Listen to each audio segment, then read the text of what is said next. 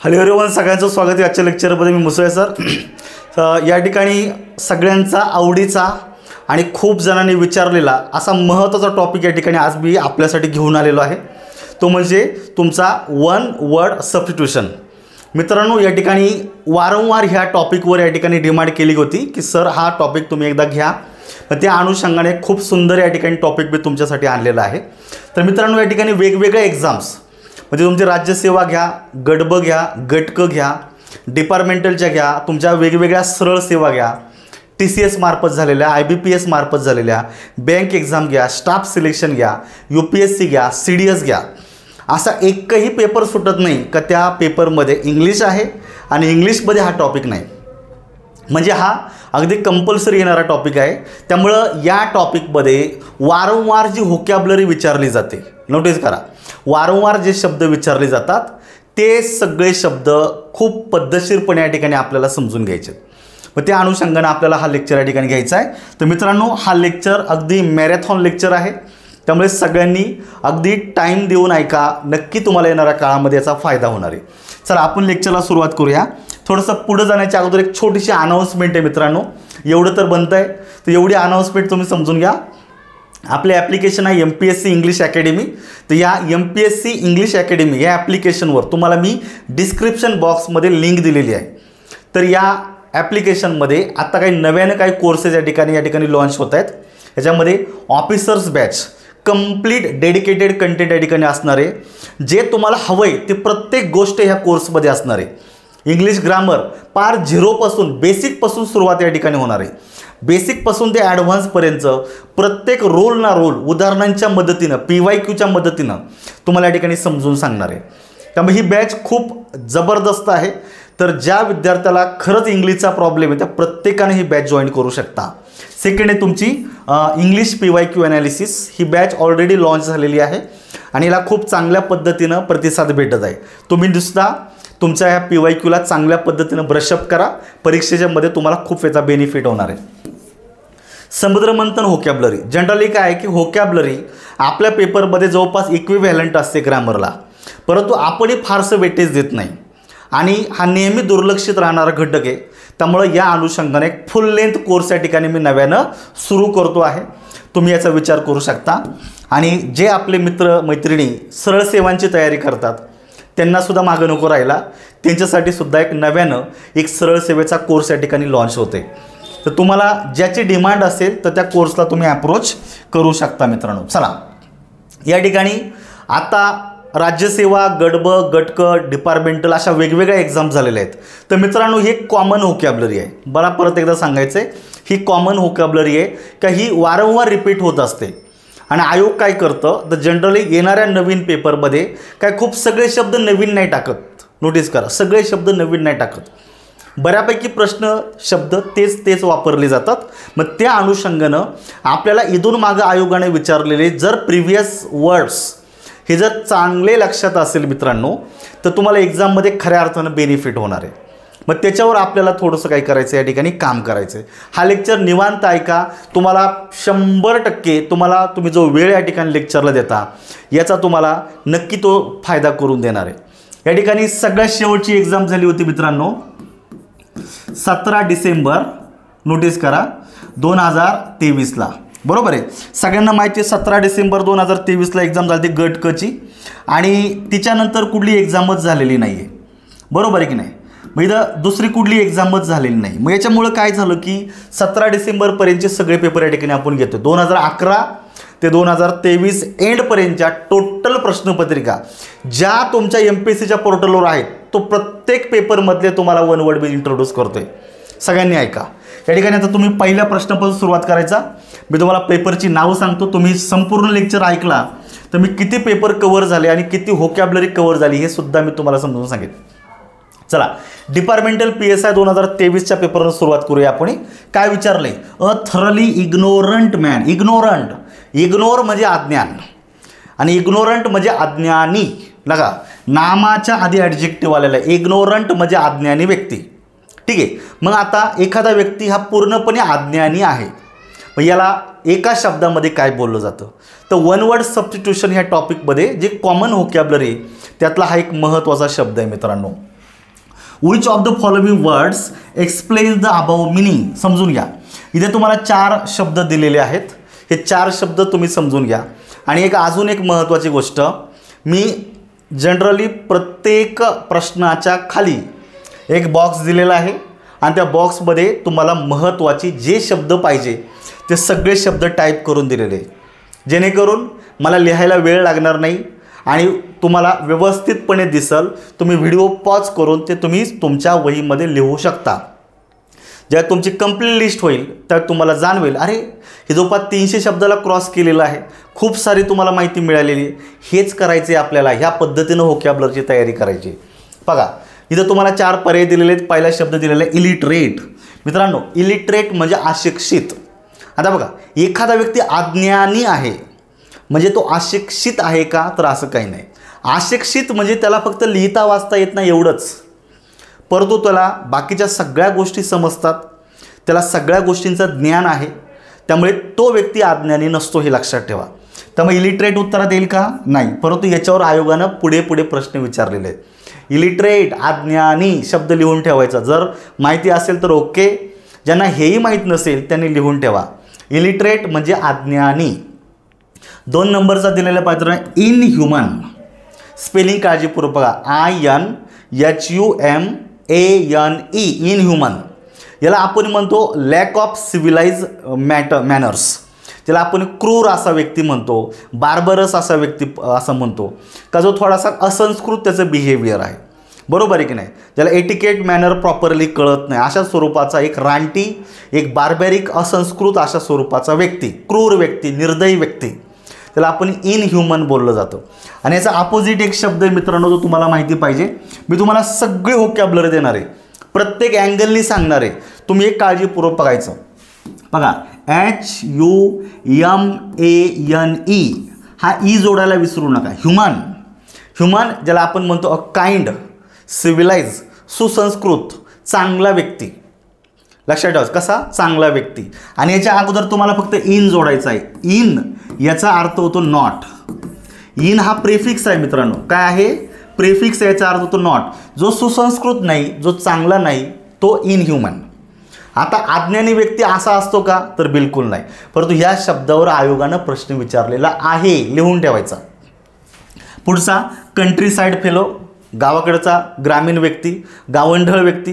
तर गावंढळ व्यक्ती ज्याला आपण म्हणतो, गावाकडचा व्यक्ती म्हणतो मित्रांनो, तो अज्ञानी नसतो. आणि असं नाहीच आहे काही, उलटं गावाकडची लोक खूप हुशार आहेत. नॉलेजच्या बाबतीत, अनुभवाच्या बाबतीत प्रत्येक लेवलला ते हुशार आहे. त्यामुळे तो नक्की होणार नाही. एकच तुमचं उत्तर राहिलं इग्नोरॅमस. स्पेलिंग प्रत्येकानं लिहून ठेवायचं खाली. IGNORAMOUS, IGNORAMUS. इग्नोरॅमस हा वर्ड आहे मित्रांनो. Ignoramus it means utterly ignorant person. का जो अज्ञानी आहे, त्याला काही गोष्टींचं ज्ञान नाही आहे. बरोबर आहे का. मी शिक्षित आहे, मी उच्च शिक्षित आहे, परंतु मला काही गोष्टींचं ज्ञान नाही. एखाद्या गोष्टीच्या बाबतीत मी अज्ञानी आहे. नोटीस करा. तर हिला इग्नोरॅमस बोललं जातं. हा शब्द इम्पॉर्टंट आहे. मग जर डीला उत्तरात जर घ्यायचं असेल तर इथं उत्तर 4 नंबर येतं. आता इथं मी तुम्हाला उत्तरं सांगत बसणार नाही. पहिली गोष्ट, उत्तरं मी तुम्हाला देणार आहे, पण माझा जो फोकस आहे तो उत्तरं सांगणे हा नाही आहे. अरे उत्तरं सांगणं हा जस्ट एक आपल्या याच्यातला रट्टे मारायचा पार्ट आहे. आपल्याला संकल्पना क्लिअर झाली पाहिजे, शब्द लक्षात राहिले पाहिजे, कारण हेच लॉंग टर्मसाठी तुम्हाला मदत करणार आहे. त्यामुळे इथं डी उत्तर येणार आहे. परंतु इग्नोरॅमस शब्द कधीच विसरायचं नाही. Ignoramus it means a thoroughly or utterly a ignorant person. Notice करा. पुढचा शब्द थोडासा मोठा आहे. Combine C 2023. ही एक्झाम 2017ला झाली होती, सगळ्यांनाच माहिती आहे. आणि ही 1 सप्टेंबर 2024 पर्यंतची सगळ्यात शेवटची परीक्षा आहे ज्याच्यामध्ये इंग्लिश विचारलं होतं, सरळ सेवा सोडून. ठीक आहे. तर या ठिकाणी एक प्रश्न विचारलेला आहे. याच्या ठिकाणी काय केलेलं तुम्हाला, या ठिकाणी 4 शब्द दिलेले मॅचिंग पेअरला आणि त्यांचे 4 मिनिंग दिलेले आहेत. हे एकमेकाला मॅच करायचे. तर मित्रांनो परत सांगतो, हे अख्खं रिपीट झालेलं आहे. त्यामुळे ज्या विद्यार्थ्यांनी गटकचा पेपर दिला होता त्यांना ह्या गोष्टीचं ज्ञान आहे. अरे हे सगळं रिपीट झालेलं आहे. हे सगळं मागे पुढे ना पुढे येऊन गेलेले आहे. तुम्ही लेक्चर ऐकत चला. हे सगळं तुम्हाला एकदा नाही, दोनदा नाही, 4-4, 5-5 वेळा रिपीट झालेलं जाणवेल.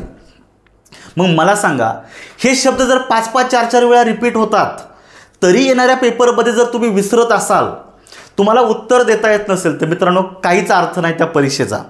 परीक्षेचा म्हणजे तुम्हाला परीक्षा देण्याचा अर्थ नाही. परीक्षेला अर्थ आहे, कारण त्या परीक्षेतून हजारो लोकांचं करिअर बनलेलं आहे, परंतु तुमच्या दृष्टीनं काहीच उपयोग नाही आहे, कारण तुम्हाला ते माहितीच नाही. याच्यावर काम करा. हे समजून घ्या का जी व्होकॅब्युलरी इथून मागे येऊन गेलेली आहे, ॲटलिस्ट ते यायलाच पाहिजे, समजून घ्या. मग तुम्ही मॅचिंग पेअरला काय वापरले बघायचं. ॲनिहिलेट हे याच्या अगोदर पण रिपीट झालेलं आहे. Annihilate it means to destroy completely. एखादी गोष्ट समूळ नायनाट करणे. ॲनिहिलेटचा अर्थ काय होतो? समूळ नायनाट करणे, संपूर्ण नष्ट करून टाकणे. समजून घ्या. ॲनिहिलेटचं spelling ANNIHILAT. Annihilate it means to destroy completely. पाठ झालं पाहिजे. ए साठी 4 नंबरची जोडी येते. आता जर तुम्ही जर 4 पर्याय जर पाहिले मित्रांनो, ए मध्ये तर इथं 1 आहे म्हणजे हा पर्याय होणार नाहीये. इथे 2 आहे म्हणजे हा पण पर्याय होत नाही. आता इथे तुम्हाला ए मध्ये 4 तुम्हाला या ठिकाणी सापडेल. म्हणजे ह्या पॉसिबिलिटी आपण 50-50वर आलो. इथंच पुढच्या शब्दाकडे चला. आता इथं सेलिबसी खूप इम्पॉर्टंट शब्द आहे. पुढे सुद्धा रिपीट झालेला आहे. सेलिबसी ज्याला आपण म्हणतो a state of remaining unmarried. ज्या व्यक्तीचं लग्न झालेलं नाही आहे, अविवाहितपणा. नोटीस करा काय? अविवाहितपणा. जो व्यक्ती अविवाहित आहे त्याची जी स्टेज आहे त्याला सेलिबसी असं बोललं जातं. मित्रांनो समजून घ्या. चाइल्डहुड, एखादं लहान मूल आहे त्याची जी अवस्था आहे त्याला आपण चाइल्डहुड म्हणतो. मराठीत त्याला आपण बालपण म्हणतो. तसं सेलिबसी म्हणजे एक कौमारी अवस्था, ज्याला मराठीमध्ये बोलतो कौमारी अवस्था. म्हणजे तो पुरुष, ती जनरली पुरुष म्हणा, का ज्याचं अजून लग्न झालेलं नाही आहे, याला आपण सेलिबसी बोललं जातं. म्हणजे बघा इथं उत्तर तुमचं बीला काय येतं आहे? 3 येतं आहे का, जे केवळ आणि केवळ एका ठिकाणी दिलेलं आहे.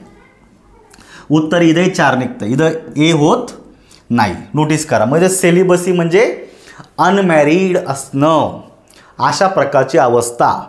एक खूप जुना रायटर आहे डॉक्टर सॅम्युएल जॉन्सन म्हणून. तर त्या रायटरने खूप सुंदर कोटेशन 16व्या शतकामध्ये लिहिलेलं आहे. त्यांनी एक एसे लिहिला होता, एसे ऑन मॅरेज. लग्नावर एक एसे लिहिला होता आणि त्या एसेमध्ये एक सुंदर लाईन त्यांनी टाकली होती आणि तो 16व्या शतकामध्ये मला पहिल्यांदा तो वाचनात आलेला आहे. म्हणजे मी तो एक एसे वाचला होता, कारण लिटरेचरचं माझं वाचन आहे त्यामुळे मी वाचलेला आहे तो essay. Marriage has many pains. ज्यांचं लग्न झालेलं आहे त्यांचं विवाहाच्या नंतरचं आयुष्य खूप खडतर असतं मित्रांनो. Marriage has many pains but celibacy has no pleasure at all. बरोबर आहे की आहे? Marriage has many pains but celibacy has no pleasure at all. लग्न आणि त्याच्यानंतरचं वैवाहिक लाईफ हे खूप वेदनादायी असतं. परंतु मित्रांनो एकटं राहणं याच्यातही काही मजा नाही आहे. बरोबर आहे की नाही?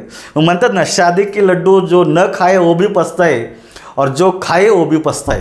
थोडक्यात त्याचा मिनिंग तुम्हाला काय तो समजून घ्या. सेलिबसी विसरू नका, कौमारी अवस्था. ठीक आहे. पुढचं उत्तर ते निघलेलंच आहे. आता फक्त समजून घ्यायचं. इथं हा शब्द मोठा आहे बघायचा. याला मी फोड करतो या ठिकाणी. आयन हा सुरुवातीला आला का याला नॉट म्हणायचं. आयन हा प्रिफिक्स आहे, याचा अर्थ होतो नॉट. पाठच करून ठेवायचं, परत विसरायचं नाही. आयन म्हणजे नॉट. मग पुढे तुम्हाला शब्द दिलेला बघायचं. डीचा सुद्धा मिनिंग नॉटच होतो. आयनचाही नॉट, डीचाही अर्थ नॉटच होणार आहे. आणि पुढे शब्द दिलेला आहे FATIG. फटीग हा मूळ शब्द आहे मित्रांनो. काय? फटीग, ज्याला आपण म्हणतो शीन, थकवा. फटीग म्हणजे काय? शीन, थकवा. आणि INDEFATIG आणि पुढे दिलेले तुमचा ABLE.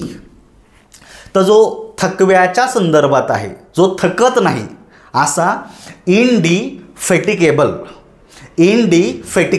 फोड करून सांगितलेली. इन म्हणजे नॉट, डी म्हणजेही नॉट, असा निगेटिव्ह मिनिंग आहे दोघांचा पण. फटीगमध्ये शीन किंवा थकवा कामामुळे येत असतो तो, आणि फटिकेबल अशा फरक. मग इथं काय तुम्हाला उत्तर निघतं आहे? 1 इनकॅपेबल ऑफ बीइंग टायर्ड. थकण्याच्या संदर्भात एकच शब्द दिलेला आहे. पाठच झालं पाहिजे मित्रांनो. ॲप्रोच समजून घ्या, ह्या पद्धतीनं समजून घ्यायचा. जो इनकॅपेबल जो थकत नाही असा व्यक्ती इनडिफेटिकेबल. आलं लक्षात. एक राहिला तुमचा सोमनॅम्बुलिस्ट. मोठा शब्द आहे somnambulist. It means one who walks in sleep. अनेक लोकांना झोपेमध्ये चालायची सवय असते, काहींना झोपेमध्ये बोलायची सवय असते मित्रांनो. त्यातला एक शब्द या ठिकाणी दिलेला आहे सोमनॅम्बुलिस्ट. नोटीस करा याची सुरुवात एसनी झालेली आहे. Somnambulist it means one person or one who walks in sleep. झोपेमध्ये चालतो. उत्तर तुमच्या समोर आहे, निघलेलं आहे. हे 4 शब्द परत विसरायचे नाही. ठीक आहे, चला पुढच्या याच्याकडे जायचं आहे आता. After years of searching for answer she had an epiphany. इथं शब्द दिलेले बघा एपिफेनी. आता कंबाईन सी मधला प्रश्न आहे आणि हा पहिल्यांदाच आलेला आहे. पण एक मी तुम्हाला सांगतो मित्रांनो, हा लिटरेचरमधला शब्द आहे. ही लिटररी टर्मसुद्धा आहे. याच्यावर अनेक नॉव्हेल्स लिहिलेले आहेत ह्या संकल्पनेवर. नोटीस करा. ज्याला आपण म्हणतो सडन रिअलायझेशन ऑफ ट्रूथ. समजून घ्या. Epiphany and finally understood the true meaning of happiness. तर एपिफेनी हा शब्द विसरू नका. आता रिपीट होऊ शकतो पुढे जाऊन. एपिफॅनी. एपिफॅनी ही टर्म आहे. हिचा मिनिंग होतो मित्रांनो an experience of sudden and striking realization. अचानकपणे तुम्हाला जे काही सत्य उमगलेलं असतं, सत्य समजलेलं असतं, त्याला एपिफेनी असं बोललं जातं. Sudden realization of truth. सत्य समजून घ्या. इथं जे 4 पर्याय दिलेले पाहिजे. A sudden realization or insight of something true. उत्तर तुमचं 1 मध्ये निघतं आहे. फिलिंग ऑफ कन्फ्युजन होणार नाही आहे. स्टेट ऑफ कम्प्लीट कंटेनमेंट म्हणजे समाधान पण होत नाही आहे. A strong sense of empathy असं काय होत नाही आहे. जनरल रिअलायझेशन इम्पॉर्टंट आहे. तुम्हाला कशाची तरी जाणीव झालेली आहे सत्याची. खरं काय आहे, खोटं काय आहे याचं तुम्हाला ज्यावेळेस कळतं त्याला आपण एपिफेनी बोललं जातं. तर जनरली लिटरेचरमध्ये अनेक नॉव्हेलमध्ये, ब्रिटिश नॉव्हेलमध्ये सुद्धा ह्या टर्मवर अनेक काही गोष्टींवर नॉव्हेल लिहिलेले आहेत. तर त्यातली एक टर्म निश्चित ज्याने कोणी काढलेला असेल हा लिटरेचरमधला व्यक्ती असावा हे मी ठामपणे सांगतो. आजपर्यंत इथं जास्त न आलेली परंतु महत्त्वाची टर्म मी इंट्रोड्यूस केलेली एपिफेनी. समजलं. पुढचं 4 नंबरचा प्रश्न दिलेला आहे. परत एकदा कंबाईन सी मध्ये बघा. बऱ्यापैकी रिपिटेशन आहे. एकच शब्द नवीन आहे, बाकीचं सगळं रिपीटेड आहे. काय विचारले पाहायचं. Choose the one word substitute for people living in the same age. बघा people living in the same age ज्याला आपण मराठीमध्ये काय म्हणतो मित्रांनो समकालीन. मराठीत काय म्हणतो त्याला आपण समकालीन. का एकाच कालावधीमध्ये एकाच कालखंडामध्ये राहणारे लोक.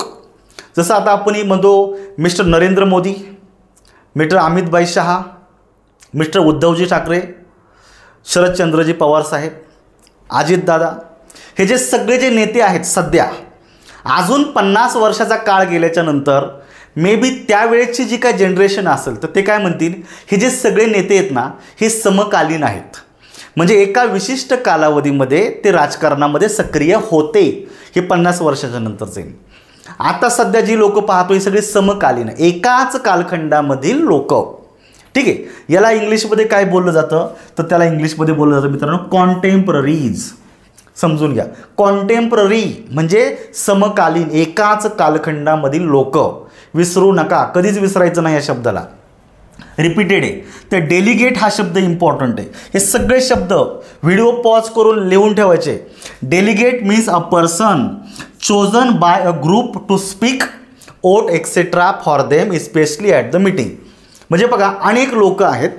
ते अनेक लोक काय करतात त्या अनेक लोक त्यांच्या ग्रुपमधून एकाची निवड करतात.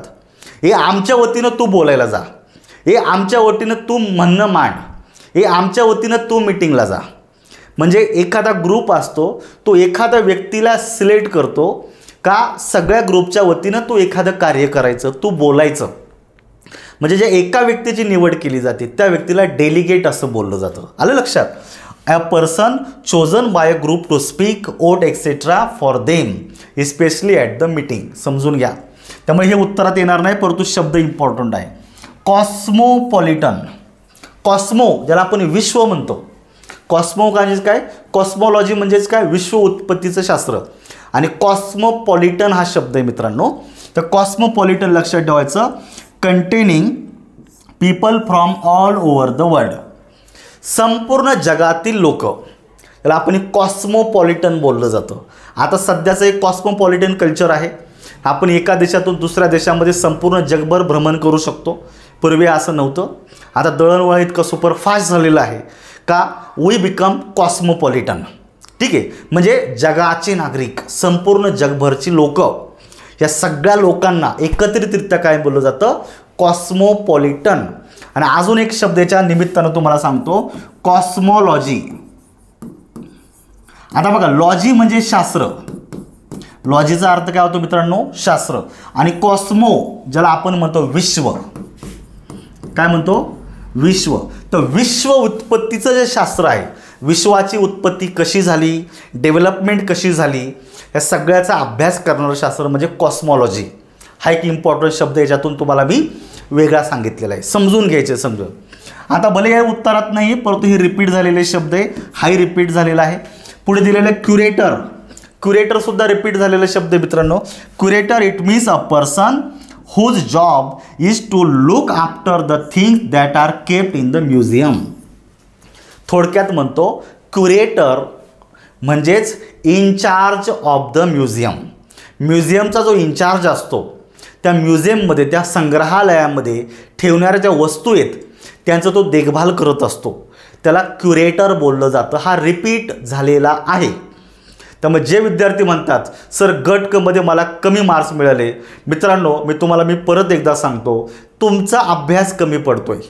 समजून घ्या, मला काय म्हणायचंय, तुमचा अभ्यास कमी पडतोय.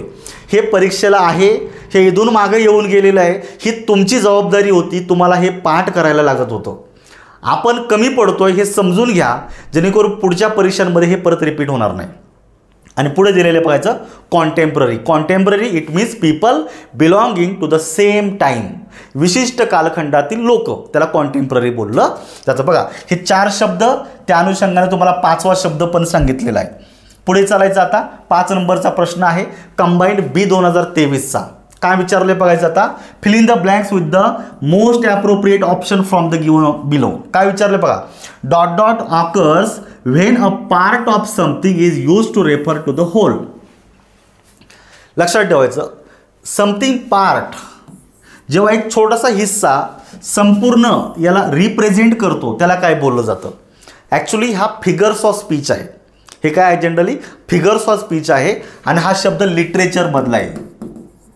नोटीस करा, लिटरेचरमध्ये ही संकल्पना आहे. तर वन वर्ड सबस्टिट्यूशन ह्या टॉपिकमध्ये लिटरेचरमधले भरपूर शब्द आलेले आहेत, लक्षात ठेवायचं. सायकोलॉजीमधले काही शब्द आलेले, फिलॉसॉफीमधले शब्द आलेले, इकॉनॉमिक्समधले शब्द आलेले, पॉलिटिकल सायन्समधले शब्द आहे, जॉग्रफीमधले शब्द आलेले, सोशल सायन्समधले शब्द येतात. आणि त्याचबरोबर लॉमधले सुद्धा मोठ्या संख्येने शब्द आलेले आहेत.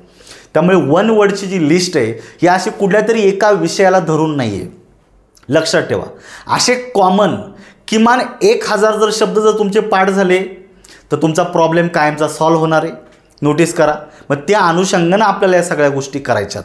त्यामुळे समजून घ्यायचं, something that is meant a part that is refer to the whole. इथं तुम्हाला 4 शब्द दिलेले. ॲलेगरी रिपीट झालेला आहे, किमान 4-5 वेळा रिपीट झालेला आहे. सगळ्या लेक्चर जर ऐकलं तुम्हाला जाणवेल या गोष्टी. ॲलेगरी ज्याला आपण म्हणतो रूपक कथा, मराठीमध्ये काय आपण म्हणतो रूपक कथा. मित्रांनो, allegory is a symbolic narrative. काय, it is a symbolic narrative in which a person, thing or anything represent something else, symbolize something else. याच्यामध्ये एक वस्तू दुसऱ्याला सिम्बॉलाइज करते, लक्षात ठेवा, रूपक करते, त्याला आपण ॲलेगरी असं बोललं जातं. लिटरेचरमध्ये अशा अनेक उदाहरणं आहेत मित्रांनो. का, त्याच्यामध्ये एखादी लहान मुलांची स्टोरी सांगितली जाते आणि ती लहान मुलांची स्टोरी संपूर्ण ह्युमन सिव्हिलायझेशनला रिप्रेझेंट करते, संपूर्ण ज्याला आपण म्हणतो डेमोक्रेसीला रिप्रेझेंट करते, संपूर्ण ह्युमॅनिटीला रिप्रेझेंट करते. अशा अनेक गोष्टी सापडलेल्या आहेत. ठीक आहे. याच्यानंतर एखादी कविता असते, त्या कवितेमधले कॅरेक्टर, त्या कवितेमधल्या छोट्या छोट्या गोष्टी अनेक ज्याला आपण म्हणतो की मायथॉलॉजिकल बायब्लिकल रेफरन्स त्याला सिम्बॉलिकल मिनिंग प्राप्त करून देतात. त्यामुळे ॲलेगरी ही मोठी संकल्पना आहे. One thing represent something else. Notice करा, इट सिम्बॉलिक रिप्रेझेंटेशन असतं. त्यामुळे ॲलेगरी बोललं की याच्यामध्ये एक शब्द येतो तो म्हणजे सिम्बॉल, सिम्बॉलिक रिप्रेझेंटेशन असतं. दुसरा शब्द दिला आहे तुमचा ॲपॉस्ट्रॉफ. समजून घ्या, हा इम्पॉर्टंट आहे. काय येतं? Apostrophe the addressing of the usually absent person or usually personified thing rhetorically. Generally आपण एखाद्या ॲबसेंट व्यक्तीला उद्देशून काहीतरी बोलतो. आता ॲपॉस्ट्रॉफ बोललं जातं. ॲक्च्युली हा अलंकारसुद्धा आहे. ॲपॉस्ट्रॉफ हा अलंकारसुद्धा आहे मित्रांनो. याच्यामध्ये काय केलं जातं? एखादी ॲबसेंट व्यक्ती, ॲबसेंट थिंगला उद्देशून तुम्ही काहीतरी बोलताय. काय? उद्देशून काहीतरी बोलताय. समजून घ्या. त्यामुळे इथे ॲपॉस्ट्रॉफ बोललं जातं. तर हा अलंकार वेगळा आहे, समजून घ्या. पुढचा दिलेला आहे सिनेक्डोट, का जो तुमच्या उत्तरामध्ये येतं. सिनेक्डोट म्हणजेच काय मित्रांनो? A figures of speech in which a part, एक छोटासा हिस्सा made to represent the whole or vice versa. जे तुम्ही एखाद्या छोट्या हिस्साविषयी बोलता ते सगळ्याला रिप्रेझेंट करतं. इथं उदाहरण दिलेलं बघायचं. England lost by 6 wickets. इथं संपूर्ण शब्द दिलेला आहे. England lost by 6 wicket. इथं इंग्लंडचा अर्थ काय होतो मित्रांनो? English cricket team. आता मला सांगा, क्रिकेट किती लोक खेळतात? 11 लोक क्रिकेट खेळतात. हारले तर किती लोक हरले? 11 लोक हारले. जिंकले तर किती लोक जिंकले? 11 लोक जिंकले. मग आपण काय म्हणतो? India defeated Pakistan. India it means Indian cricket team. म्हणजे जो 11 लोक आहे हे संपूर्ण देशाला रिप्रेझेंट करतात. याला सिनेक्डोट बोललं जातं. Pakistan it means Pakistani cricket team. Notice करा. India won 2 gold medals in Paralympic. आता नोटीस करा, इंडिया ओन, इंडिया जिंकला म्हणजे कोण? आपले इंडियाचे खेळाडू जिंकले. ते संपूर्ण देशाला रिप्रेझेंट करतात. त्यामुळं part represent the entire whole. संपूर्ण किंवा the entire whole represent something part. समजून घ्या मला काय म्हणायचं. ठीक आहे. India it means Indian cricket team. India it means Indian hockey team. छोटासा हिस्सा. समजून घ्या या पद्धतीनं. त्यामुळे सिनेक्डोट आला पाहिजे. याच्यामध्ये स्पष्टपणे दिलेलं आहे पार्ट रिप्रेझेंट द होल किंवा होल रिप्रेझेंट द पार्ट. आणि मेटोनॉमी सुद्धा फिगर्स ऑफ स्पीच आहे. ज्या विद्यार्थ्यांनी फिगर्स ऑफ स्पीचची तयारी केलेली नसेल त्यांचा हा प्रश्न 100% चुकलेला असेल. मुलं निष्काळजीपणा करतात. जनरली विद्यार्थ्यांची टेंडन्सी आहे जी मला आवडत नाही. जनरली मुलं कसं आहे, सगळं शॉर्टमध्ये पाहिजे. सर थोडं सांगा, मोजकं सांगा, एवढंच करायचं, जास्त होतच नाही. पोस्ट कशी मिळणार तुम्हाला? बरोबर आहे की नाही? परीक्षा जर क्रॅक करायची मित्रांनो, टेक युअर टाईम. प्रत्येक गोष्टीला वेळ द्यावा लागतो, हे लक्षात ठेवा. जर हे तुमच्या सिलेबसमध्ये आहे, याची तयारी झाली पाहिजे. किमान 20 फिगर्स ऑफ स्पीच, त्यांच्या मिनिंग डेफिनेशनसहित तुमचं माहिती पाहिजे. कुठली पण पेपरला येऊ शकते. आणि आता येऊन गेले 23मध्ये चांगले चांगले विद्यार्थी उडाले. मग म्हणतात सर स्कोर कमी आला, काय करू? आता काय करायचं बाळा? वाईट वाटतं. तू पास व्हायला पाहिजे होता, परंतु पास न झाला कारण तू पूर्ण तयारी केली नाही. मित्रांनो, लढायचं तर पूर्ण ताकदीनिशी लढायचं. परीक्षा द्यायची, पूर्ण सिलेबसची स्टडी करून द्यायची. अर्धवट ज्ञान घेऊन जर तुम्ही परीक्षेला जर गेला तर मार्क्ससुद्धा तेवढेच मिळतात जेवढी तुम्ही तयारी केलेली आहे. त्यामुळे कधीही फुल्ली प्रिपेअर्ड असणं बिफोर एक्झामिनेशन हे पास होण्याचं साईन आहे, हे लक्षात ठेवा. त्यामुळे अभ्यास करत असताना आपलं काय राहिलेलं आहे, आपल्याला काय जमत नाही, आपण कुठे कमी पडतो याच्यावर ताकद लावा. विनाकर व्हॉट्सअप फेसबुक इकडं तिकडं टाईमपास नाही करायचा. ठीक आहे. तर या ठिकाणी हे उत्तर आलं पाहिजे. आणि मेटोनॉमी हा फिगर्स ऑफ स्पीच आहे मित्रांनो.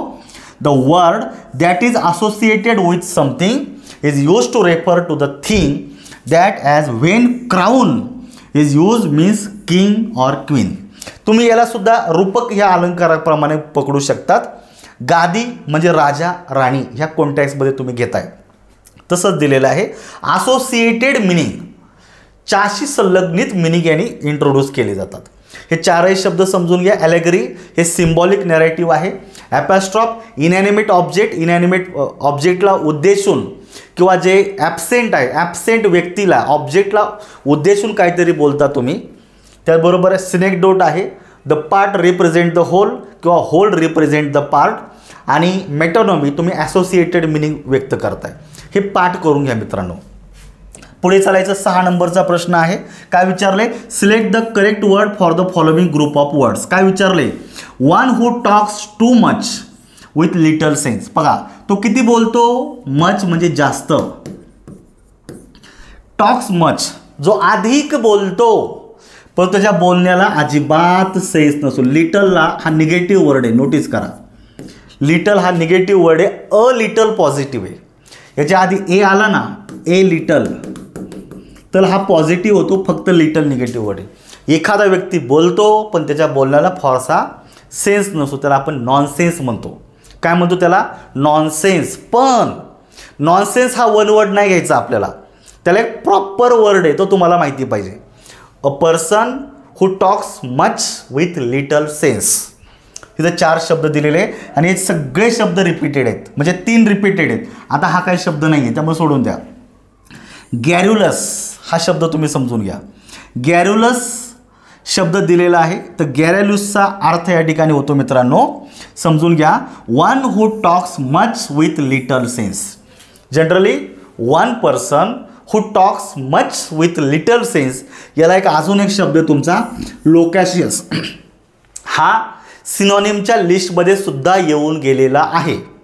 लोकॅशियस म्हणजे वायफळ बडबड करतो पण त्याच्या बोलण्याला फारशी किंमत नसते, फारसा सेन्स नसतो. लोकॅशियस स्पेलिंग लक्षात ठेवायचं, LOQUACIOUS, लोकॅशियस.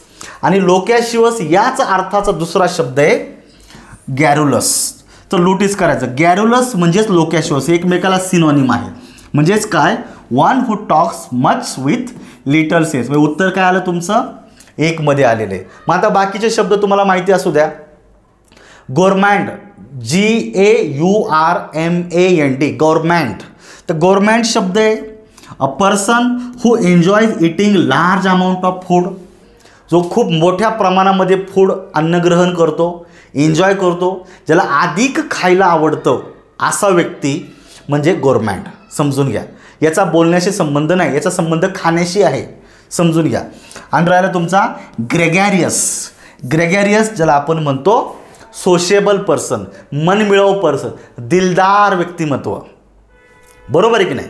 दिलदार व्यक्तिमत्व का जो समाजाशी एकरूप आहे, सामाजिक आहे, अशा स्वरूपाचा. म्हणजे तुम्हाला दिलेलं आहे liking to be with other people, ज्याला आपण सोशेबल असं म्हणतो. मनमिळाऊ स्वरूपाचा व्यक्ती म्हणजेच ग्रेगॅरियस. हे सिनॉनिमला येऊन गेलेलं आहे, त्यामुळे हे कुठं ना कुठं येतच. नोटीस करा, हे सगळं रिपीटेड आहे मित्रांनो, सगळं रिपीटेड आहे, तरी मुलं म्हणतात येत नाही. तर हा जनरली प्रॉब्लेम आहे, यायला पाहिजे. ठीक आहे, पुढे या. One who is a good जज ऑफ आर्ट. इथं तो जज आहे म्हणजे तो परीक्षण करतो. जज म्हणजे काय? तो कोर्टातला जज नाही आहे, हा परीक्षण करण्याचं काम करतो, असेसमेंट करण्याचं काम करतो. बरोबर. ही इज अ गुड जज ऑफ आर्ट. याला मी अजून ॲड करतो जरा. म्युझिक चालेल, फूडसुद्धा चालेल, डान्ससुद्धा चालेल. ठीक आहे. जो डान्स, जसं आपण डान्स इंडिया डान्स आहे, याच्यामध्ये काही कलाकार येतात, काही पार्टिसिपंट येतात, स्टेजवर नाचतात आणि त्यांना जज करणारे काही लोक असतात, ते त्या विषयातले एक्सपर्ट असतात.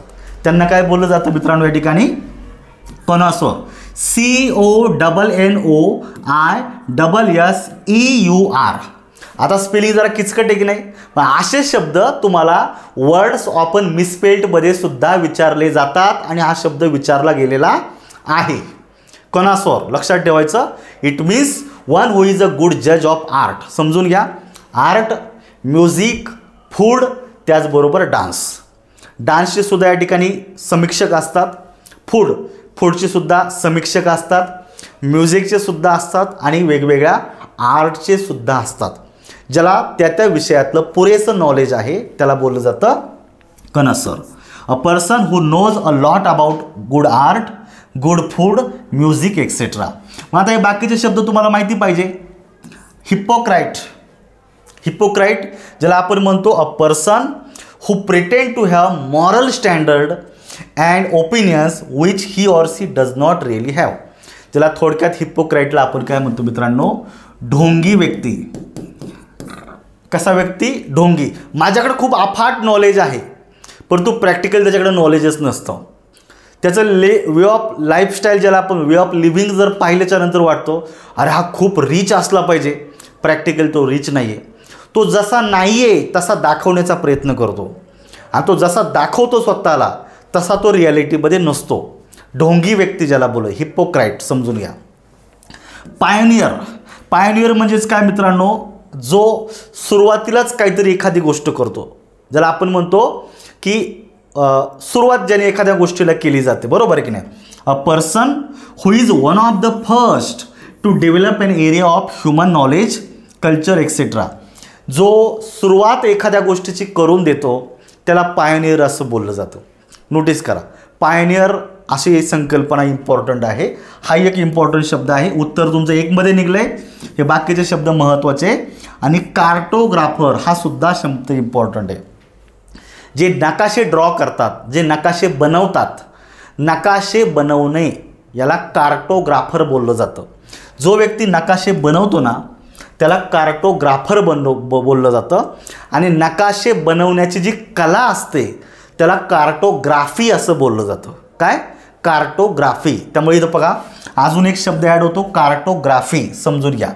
त्यामुळे इथं उत्तर निघलेले आहे. बाकीचे शब्द तुम्ही नोट डाऊन करा. पुढचं तुम्हाला परत एकदा काय केलेलं आहे, MPSC 2023च्या पेपरमध्ये आलेले 4 शब्द समजून घ्या.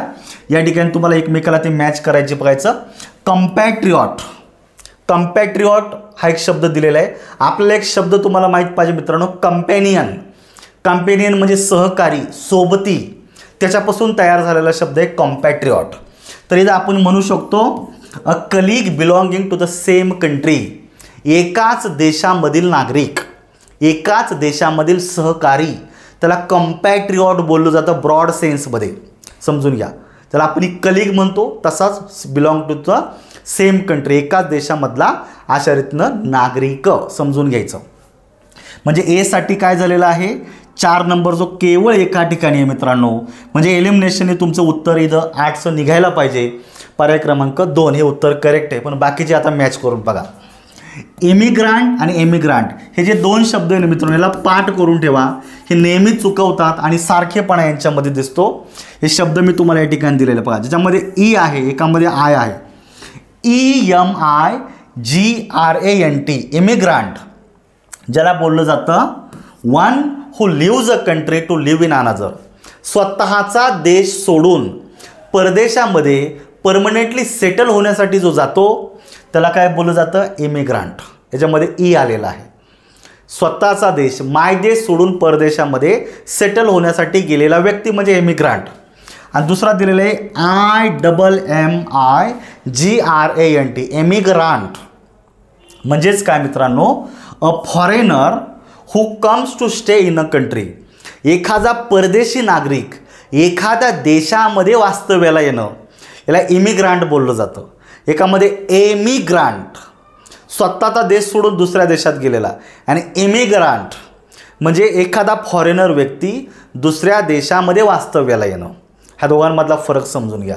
आणि एक राहील तुमचं सॅमरॅटियन. सॅमरॅटियन इट मीन्स जो नेहमी दुसऱ्याला मदत करण्यासाठी नेहमी पुढाकार घेतो तो व्यक्ती सॅमरॅटियन. रिपीट झालेला आहे मित्रांनो, one who comes to the aid of other, दुसऱ्यांच्या मदतीला धावून येणारा व्यक्ती सॅमरॅटियन. समजून घ्या. हे 4ही शब्द इम्पॉर्टंट आहे. पुढचा 9 नंबरचा, identify the correct word of the phrase. काय दिलेले, a person who lives for pleasure, जो फक्त आनंदासाठी जगतो.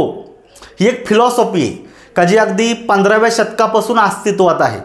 अनेक लिटरेचरमध्ये अनेक रायटर लोकांनी याच्यावर नॉव्हेल वगैरे लिहिलेले आहेत भरपूर स्वरूपामध्ये.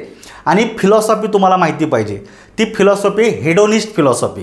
काय बोललं जातं त्या फिलॉसॉफीला, हेडोनिस्ट. आज आपल्या ग्रामीण भागातील लोक, वयोवृद्ध लोक म्हणतात खायचं प्यायचं मजा करायची, टेन्शन घ्यायचं नाही. तर खा प्या आणि मजा करा मित्रांनो, हीच फिलॉसॉफी आहे. काय, खा प्या मजा करा हीच फिलॉसॉफी आहे. ही फिलॉसॉफी इंग्लिशमध्ये काय आहे, eat drink and be merry, MERRY. इथं मेरी म्हणजे लग्न नाही करायचं, खायचं प्यायचं लग्न करायचं. मेरी म्हणजे आनंदी. मेरी म्हणजेच काय, आनंदी. खा प्या आणि मस्त आनंदी जीवन जगा. ही जी फिलॉसॉफी आहे जीवनाची, या फिलॉसॉफीला हेडोनिस्ट फिलॉसॉफी बोललं जातं. कोणती? हेडोनिस्ट. तर मी इथं उत्तर तुमचं आलं पाहिजे hedonist. A person who lives for pleasure, जो फक्त आनंदी जगण्यासाठी आनंदासाठी जगतो त्या व्यक्तीला हेडोनिस्ट असं बोललं जातं, कारण तो त्या फिलॉसॉफीचा पार्ट आहे म्हणून. लक्षात ठेवा. मग बाकीचे शब्द तुम्हाला माहिती पाहिजे. खूप वेळा रिपीट झालेले शब्द फॅनॅटिक. फॅनॅटिकला आपण म्हणतो धर्मवेडा. एखादा व्यक्ती खूप कट्टर असतो मित्रांनो. अ पर्सन ज्याला आपण बोलू शकतो बघायचं, exhibit excessive enthusiasm and intense uncritical devotion towards some controversial matter, जसं रिलिजन असेल, पॉलिटिक्स असेल. एखादा आपण म्हणतो ना, एखादा विशिष्ट पॉलिटिकल पार्टीचा कट्टर समर्थक असेल, बरोबर आहे की नाही, कट्टर समर्थक असेल, एखादा धार्मिकदृष्ट्या कट्टर असतो. मग कट्टरतावाद हा धर्मामध्ये असतो, एखादा पॉलिटिकल पार्टीच्या विषयी असतो, किंवा एखाद्या सोशल बिलीफ विषयी असतो, सामाजिक श्रद्धेविषयी असतो. तो कट्टरतावाद ज्याला बोललं जातं फॅनेटिक. समजून घ्या. मग तो एक व्यक्ती आहे ज्याच्यामध्ये तशी फॅनेटिक असा कट्टरता असतो. ठीक आहे. वेगळा शब्द येऊन गेलेला आहे होमिसाईड. आता साईड हा शब्द आलेला आहे. साईडला मराठीमध्ये काय म्हणायचं मित्रांनो? हत्या. इथं होमिसाईड हा किमान 4-5 वेळा रिपीट झालेला शब्द आहे, पुढे दिसेलच तो. तर होमिसाईड म्हणजेच काय मित्रांनो? Illegal killing of one person by another, ज्याला मर्डर बोललं जातं, ज्याला मराठीमध्ये म्हणलं जातं मनुष्यवध. याला मराठीत काय बोललं जातं? मनुष्यवध. समजून घ्या. होमिसाईड हा नवीन शब्द नाही, रिपीटेड झालेला आहे. आणि पॅसिफिस्ट, इथे एक शब्द आहे, रूट वर्ड तुमचा पॅसिफाय. पॅसिफाय म्हणजे शांत करणे, आणि पॅसिफिस्ट म्हणजे शांततावादी. ज्या व्यक्तीला युद्ध नको, शांतता हवी असं वाटतं, जो शांततेचा पुरस्कर्ता आहे, त्या व्यक्तीला पॅसिफिस्ट असं बोललं जातं. म्हणजे तुम्हाला दिलेलं आहे the belief that war is wrong and therefore that is fight in war is wrong. युद्ध नको, शांतता हवी असं व्यक्ती बनणारा ज्याला पॅसिफिस्ट असं बोललं जातं. पुढचं घ्या. आयडेंटिफाय द करेक्ट वर्ड विचारलेले पाहायचं. Complete range of different opinion. आता हा नवीन आहे, ह्याचे तुम्हाला हे 3 शब्द माहिती पाहिजे. यातला एक शब्द तुम्हाला दिलेला स्प्लेंडिड, ज्याला आपण मराठीमध्ये म्हणतो आकर्षक. हा कॉमन व्होकॅब्युलरीतला आहे, हा काय आपल्या ह्या टॉपिकमधला नाही आहे. हा आपल्याला डे टू डे व्होकॅब्युलरीत माहिती पाहिजे. स्प्लेंडिड म्हणजे आकर्षक, लक्षात ठेवायचं. मग तुम्हाला दिलेलं स्पेक्ट्रम, तर उत्तर तुमचं येतं spectrum. Spectrum it means complete range of different opinion, एकसारख्या वाटणाऱ्या गोष्टी. बरोबर आहे का?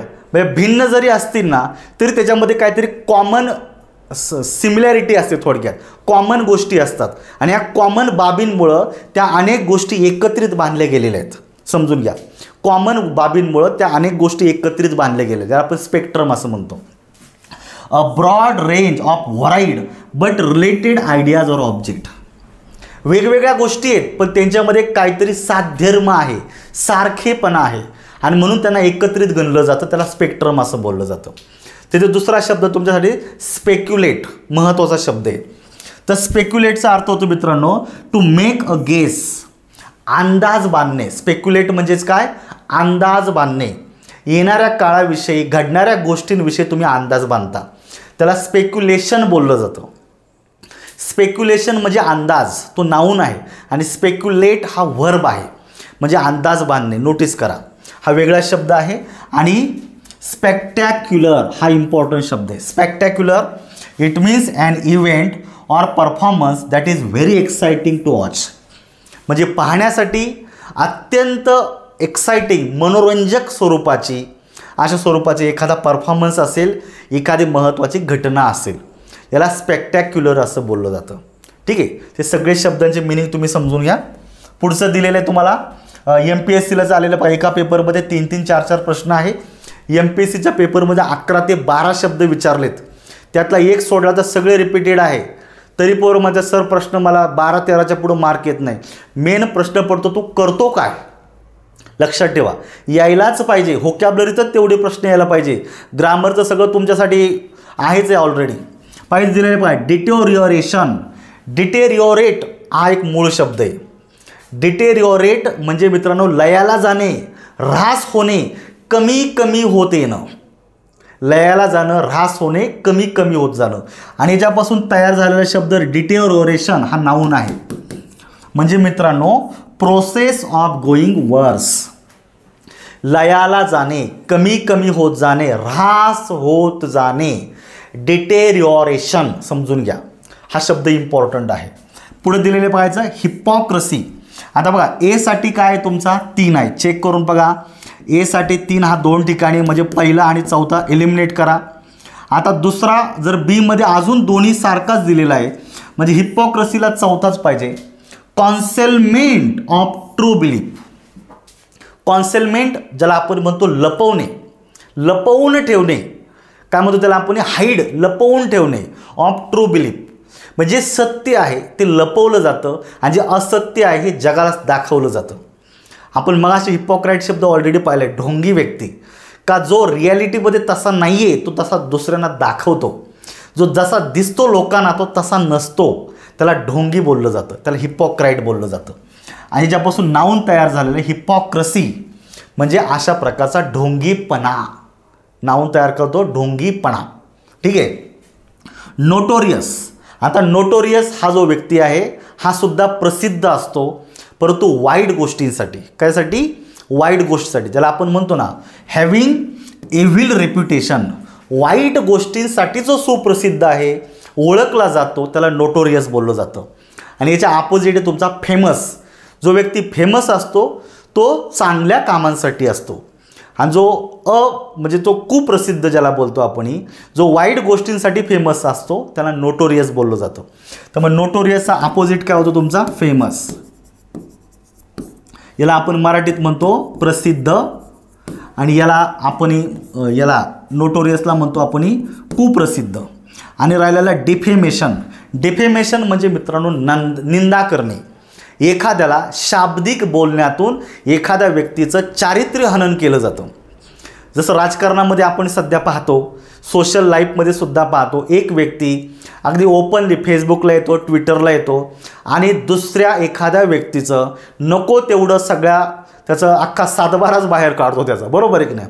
मग तो व्यक्ती काय म्हणतो, मी यांनी माझं सगळं वैयक्तिक लाईफ पब्लिक केलेलं आहे, याच्यावर मी 1 कोटीचा दंड ठोपवतो. डिफेमेशन केलेलं त्यांनी, माझी निंदा केलेली आहे पब्लिकमध्ये येऊन. ठीक आहे.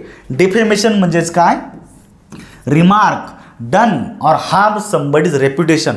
तुम्ही जे बोलता आणि ह्या बोलण्यामुळं जर एखाद्याची जे चारित्र्य हनन होत असेल तर त्या तुमच्या बोलण्याला डिफेमेशन बोललं जातं.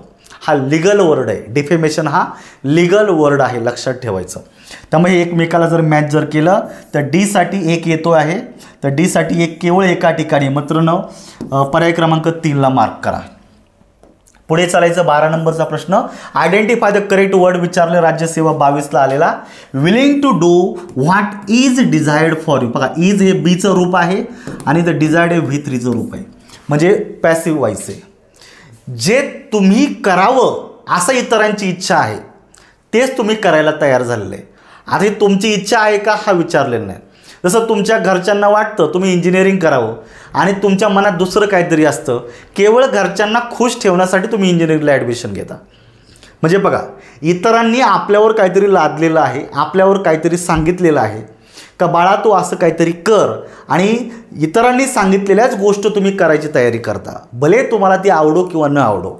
मग हे नोटीस करा, इतरांना खुश ठेवण्यासाठी त्यांच्या इच्छेप्रमाणे तुम्ही वागण्याचा प्रयत्न करता. याला आपण थोडक्यात विचारले. इथं 2च शब्द आहेत, 2 शब्दाचं स्पेलिंग चुकीचं आहे, त्यामुळे बघायचं COMPLACENT. COMPLACENT हा शब्द ग्रॅमॅटिकली करेक्ट आहे. COMPLAISANT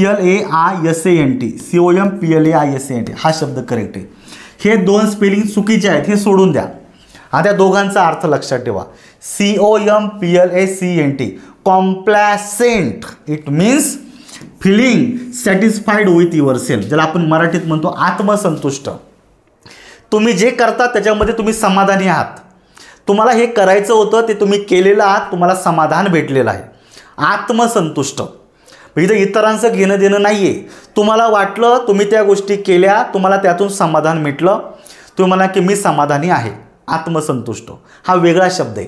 म्हणजे उत्तर एकच राहतं तुमचं complacent. PLAISANT. Complaisant it means willing to please others.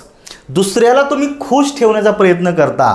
Or to accept what they do without protest. त्याला आपण परोपकारी व्यक्ती म्हणतो, परोपकार करता असं म्हणतो. ठीक आहे, या छोट्या छोट्या गोष्टी समजून घ्या. 3 मध्ये उत्तर आहे. पुढचं दिलेलं आहे choose the best alternative, describe the type of person विचारलेले. He fears of being in public places where there are too many other people. आजही आपल्या घरामध्ये आई लहान बाळामध्ये, हे बाळा रस्त्याला नको जाऊ, रस्त्याला लय गर्दी आहे.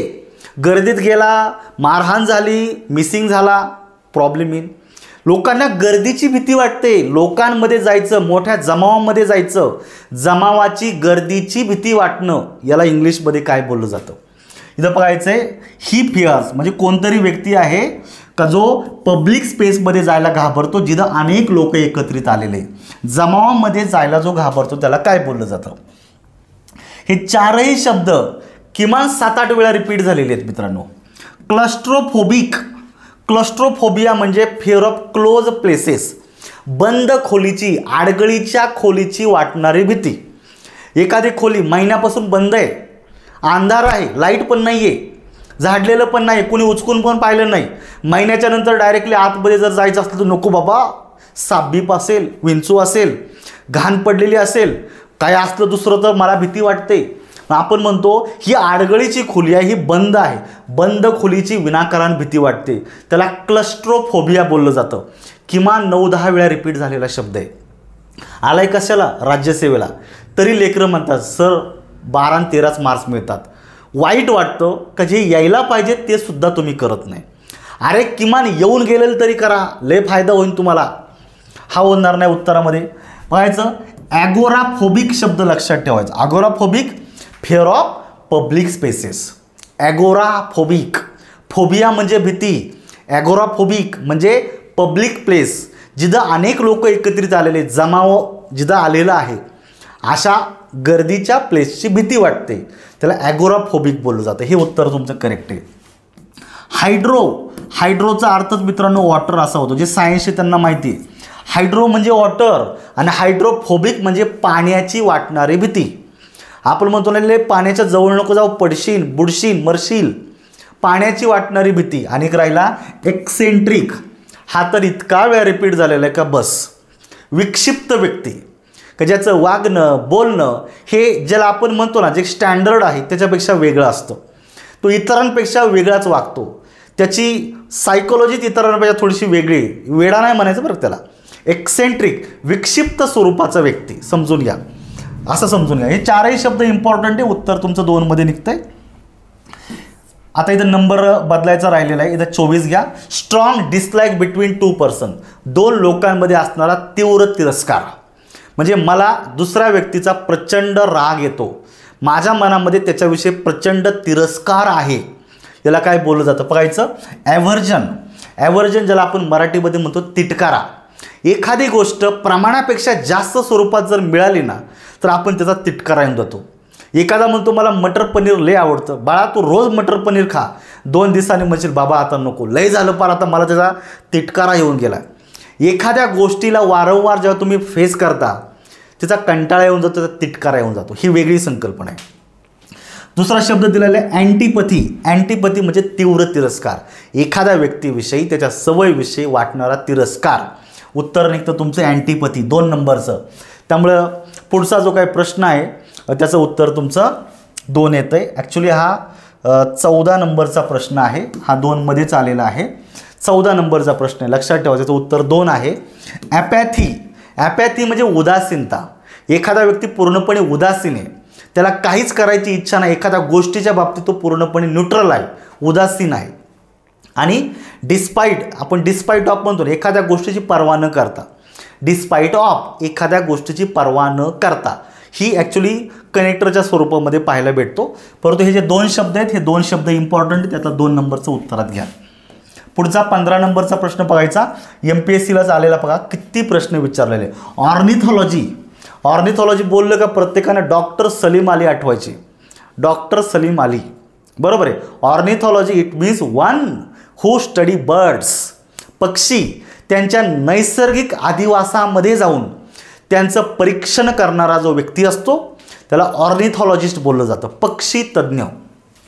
बरोबर आहे की ना. मग इथं पाहायचं आता, अ सायंटिस्ट हू स्टडी ॲनिमल लाईफ, प्राण्यांचं जीवन आणि त्यांचा अभ्यास करणारा जो शास्त्रज्ञ असतो त्याला आपण झूलॉजिस्ट म्हणू शकतो.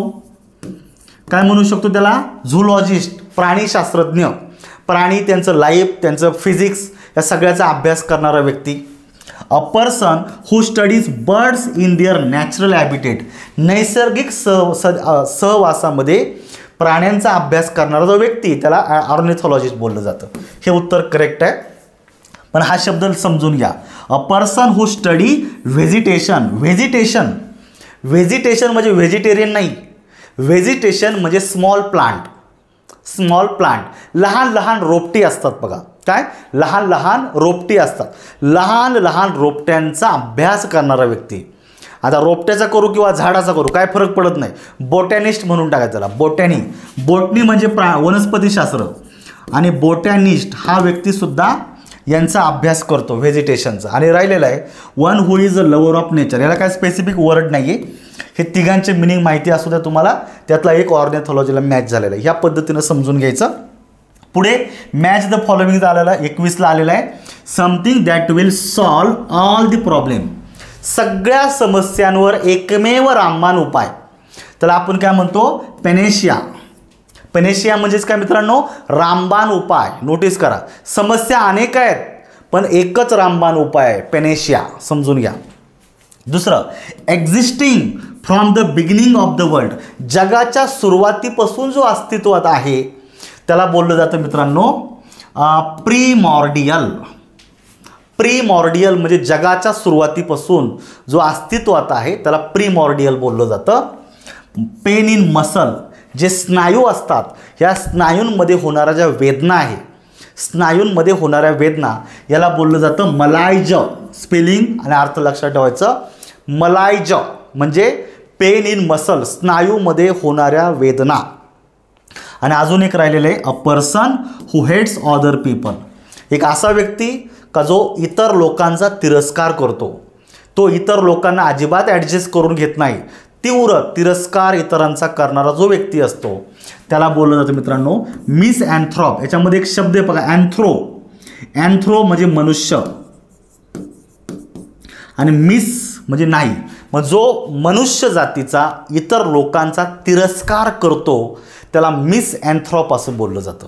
शब्द पाठ करून ठेवायचा. आता जर आपण एकमेकाला जर मॅच केले पाहिजे, आता पेनेशिया एसाठी 4 जर पाहिलं, हा 2 ठिकाणी आहे म्हणजे पहिले 2 गेलेच. आणि परत इथं ठिकाणी बिगिनिंग ऑफ द वर्ल्डसाठी प्रिमॉर्डियल मॅच झालेला आहे. Person who hates other people याचं 3 उत्तर निघतं आहे.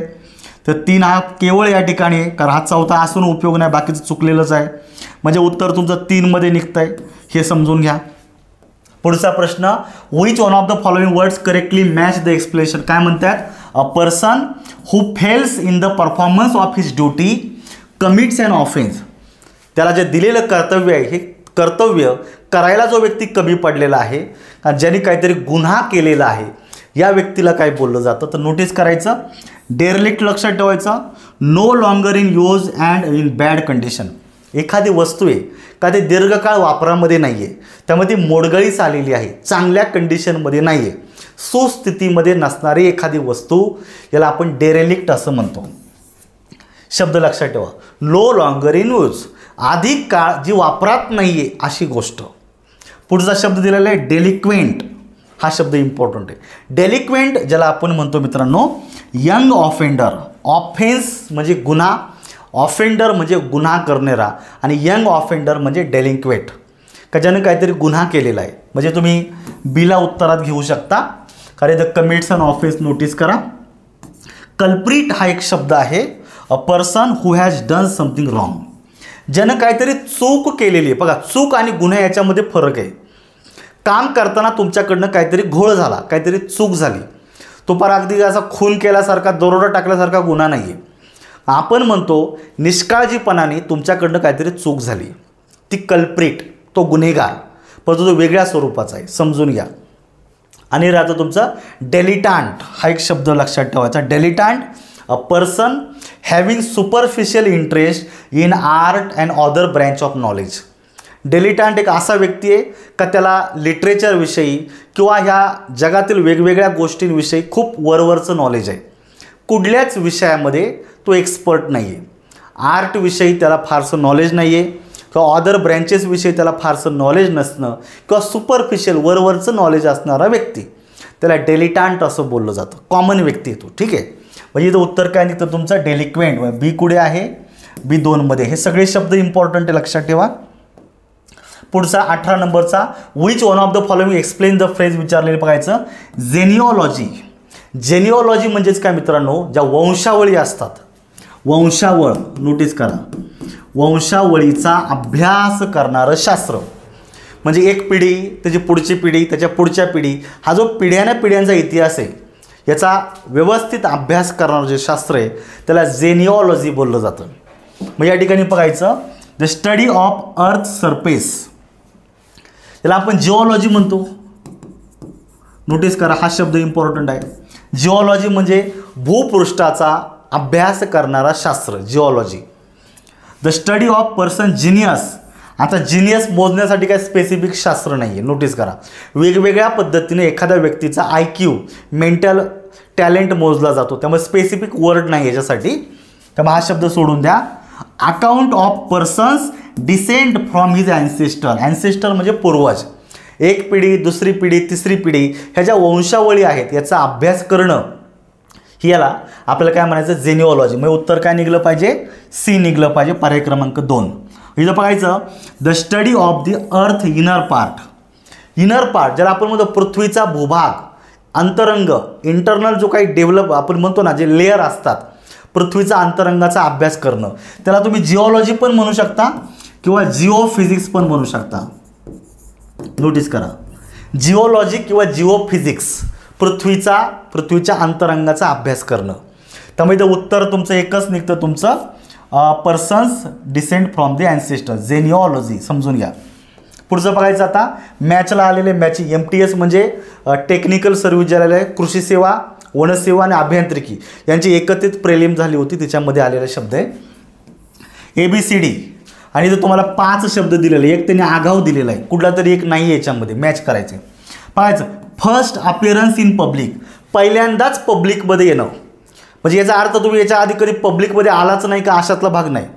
परंतु जसं एखादा हिरो आहे, तो त्याच्या मुलाला पहिल्यांदाच एखाद्या फिल्मच्या निमित्तानं तो पब्लिकमध्ये त्याचा अपिअरन्स दाखवतो का हा माझा मुलगा आहे आणि हा आता नव्यानं फिल्म इंडस्ट्रीमध्ये उतरतोय, त्याची नवीन फिल्म रिलीज होते.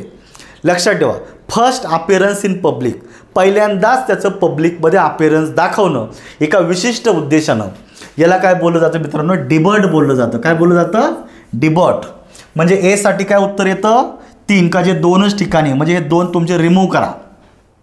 अ mournful song for the dead, जे मृत झालेलं आहे त्याच्या निधनाच्या वेळी गायलं जाणारं शोककाव्य, त्याला बोललं जातं मित्रांनो डर्ज. अजून एक प्रकारे elegy. Elegy is a poem written on the death of a close friend, relative or beloved one. आपला जो खूप जवळचा व्यक्ती आहे त्याच्या निधनावर लिहिलेलं काव्य म्हणजे एलिजी. परंतु हे निधनाच्या वेळी गायलं जाणारं काव्य, लक्षात ठेवा, त्याला आपण म्हणतो डर्ज. हे शोककाव्य लक्षात ठेवायचं. One who एक्झिबिट्स about his superiority, मग एक व्यक्ती आहे का तो स्वतःची सुपिरियरिटी तो एक्झिबिट करतो, शो करतो, आणि तो व्यक्ती तसा असतो. एखादा सायंटिस्ट आहे, त्याला त्याच्या फील्डमधलं खूप चांगलं नॉलेज आहे आणि तो त्याचं नॉलेज शो करतो. एखादा आर्टिस्ट आहे, त्याच्या कलेमधलं त्याला खूप चांगलं नॉलेज आहे, तो शो करतो. एखादा एक विचारवंत आहे, त्याला वेगवेगळ्या विद्याशाखांचं नॉलेज आहे, तो त्याला शो करतो. त्याला आपण काय म्हणतो मित्रांनो, हायब्रू. हायब्रू जो आहे तो जे नॉलेज एक्झिबिट करतो त्याच्याकडे तसं नॉलेज असतं आणि तो जेन्युइन व्यक्ती असतो. नोटीस करा, पुढे दिलेलं आहे first venture of a person, प्रथमच केलेली एखादी कृती. जनरली मेडन हा जे शब्द आहे आपण आत्तापर्यंत स्पीचच्या संदर्भात ऐकलेलं आहे, ज्याला मेडन स्पीच बोललं जातं. A speech made for the first time, पहिल्यांदाच दिलेलं भाषण, म्हणजेच ज्याला आपण मेडन असं म्हणतो. परंतु मेडन हा इतर ॲक्शनसाठी सुद्धा चालू आहे.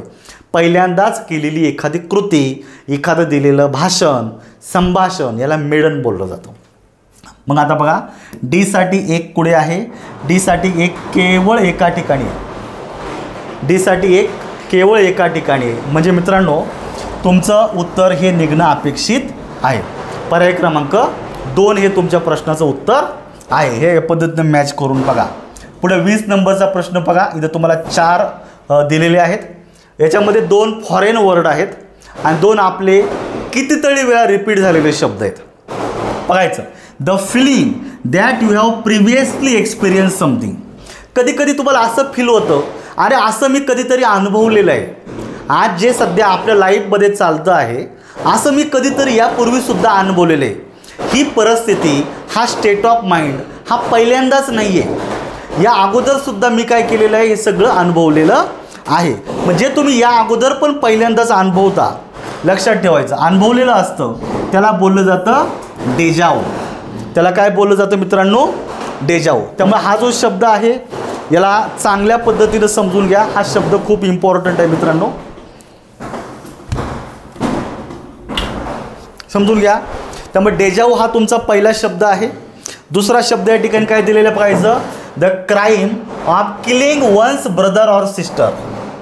वन्स ब्रदर ऑर सिस्टर, स्वतःच्या भावाची, स्वतःच्या बहिणीची हत्या करणं, याला काय बोललं जातं मित्रांनो? याला बोललं जातं फ्रॅक्ट्रीसाईड.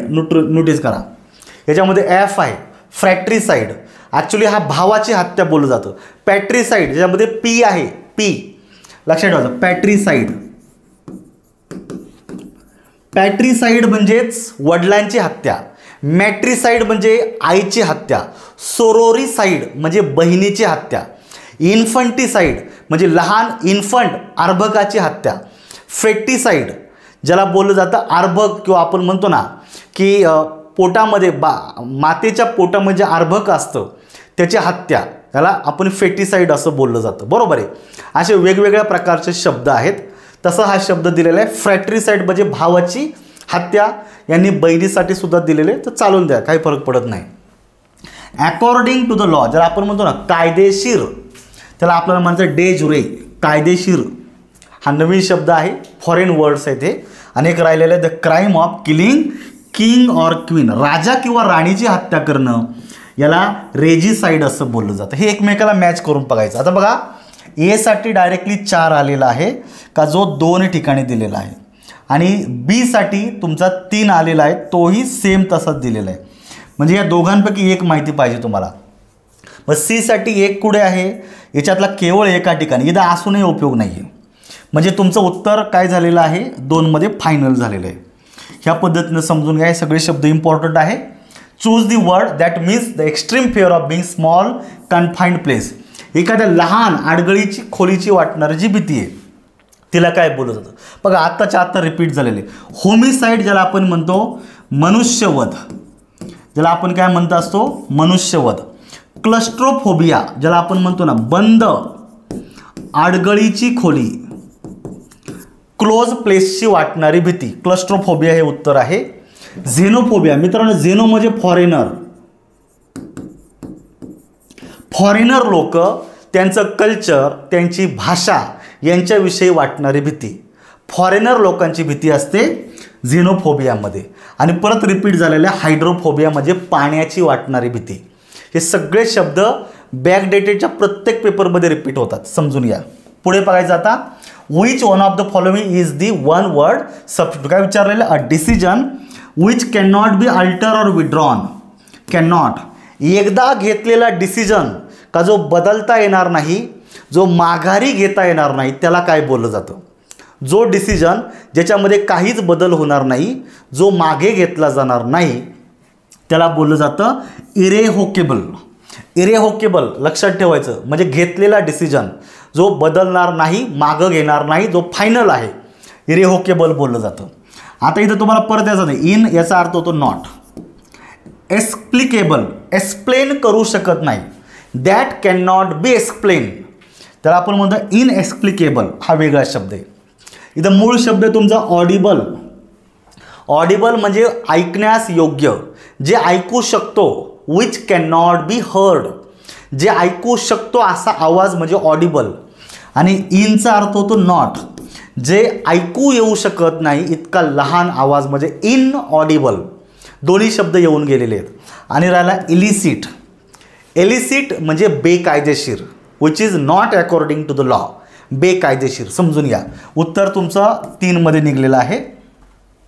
4 शब्द एकमेकाला मॅच झालेले बघा, सगळे रिपीट झालेले आहे. एक्सेंट्रिक आपण म्हणतो, पार पाठच करून ठेवायची. विक्षिप्त व्यक्ती आहे. A man of strange habits. स्ट्रेंजना अजून एक शब्द येतो म्हणजे ऑड. ऑड हॅबिट्स, विक्षिप्त लहरी व्यक्ती. म्हणजे यासाठी 2 हा केवळ एका ठिकाणी आलेला आहे, म्हणजे याला उत्तरात मार्क करायला हरकत नाही, कारण चॉईसच नाही दुसरी. इनफॉलिबल. मग इनफॉलिबल म्हणजेच काय मित्रांनो? A person who can not make any mistake. Infallible, पर पाठच करून ठेवायचं मित्रांनो. इनफॉलिबल म्हणजे ज्या व्यक्तीकडं कुठल्याही चुका होत नाहीत, चुका न करणारा, just like a god like figure. God like figure, ज्याच्याकडं चुका होत नाही असा व्यक्ती. पुढे दिलेलं आहे बघा फॅनेटिक.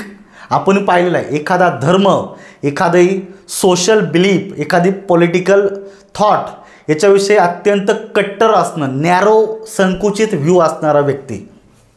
म्हणजे याला आपण काय म्हणतो? A person with narrow religious view, social belief or political party. अगदी कट्टरता असणं, नॅरो व्ह्यू असणं. आणि अजून एक राहिला थेइस्ट, म्हणजेच अ पर्सन हू बिलीव्ज इन गॉड. देवावर विश्वास ठेवणारा. याच्या आधी जर फक्त ए जोडला ना, ए थेइस्ट, इथे एचा अर्थ होतो not. A person who does not believe in God. बघा, एक पॉझिटिव्ह एक निगेटिव्ह, त्यामुळे ए मुळे दुसरा शब्द तयार होतो. पुढे चालायचं आता. इथे दिलेलं extempore speech. Extempore meant without any preparation.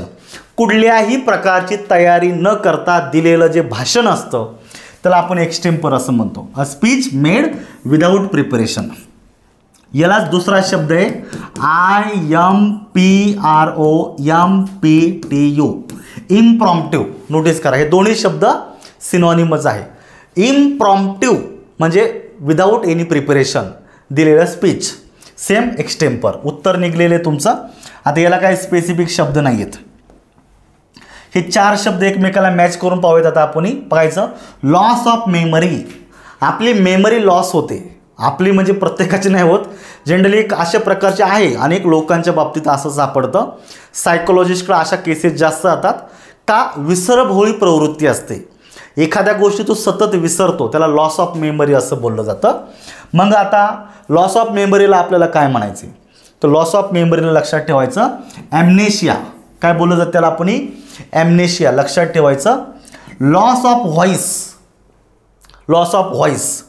मग आता लॉस ऑफ व्हॉइसचं काय होतं मित्रांनो? ज्याला आपण अफोनिया बोललं जातं. याच्यामध्ये एक शब्द दिलेला पाहिजे, फोन. PHON. फोन म्हणजे व्हॉइस, आवाज. फोन हा एक साऊंड ज्याला बोललं जातं, हा लिंग्विस्टिकमधला शब्द आहे. फोन, आलोफोम, आलोमॉफ असे काही शब्द तयार होतात. त्यातला फोन म्हणजे व्हॉइस आणि अफोनिया म्हणजे लॉस ऑफ व्हॉइस. नोटीस करा, पण आपल्या घशामध्ये जे स्वरयंत्र असतं याच्या बिघाडामुळं आपला आवाज आपण गमावतो, त्याला अफोनिया असं बोललं जातं. A spiritual power given by god, ज्याला आपण करिश्मा असं बोलतो. आणि a song in praise of god, ज्याला आपण देवाची स्तुतीपर गायलेलं जे गीत असतं, स्तोत्र बोललं जातं, त्याला हैमन असं बोललं जातं. हैमन, देवाची स्तुती करणारं जे स्तोत्र असतं त्याला आपण हैमन असं म्हणतो. म्हणजे उत्तर तुमचं 1 मध्ये निघतंय. पुढं मॅच द पेअरसाठी विचारले कंबाईन सी मध्ये. One who tries to avoid reality, जो वास्तवापासून दूर जाण्याचा प्रयत्न करतो, वास्तवापासून दूर जाण्याचा प्रयत्न करतो, पळ काढण्याचा प्रयत्न करतो, त्याला आपण इस्केपिस्ट असं म्हणतो. Escapist, escape from the reality, escapist. लक्षात ठेवायचं. पुढे a person belonging to the wandering race. Wandering म्हणजे सतत भटकंती करणारा.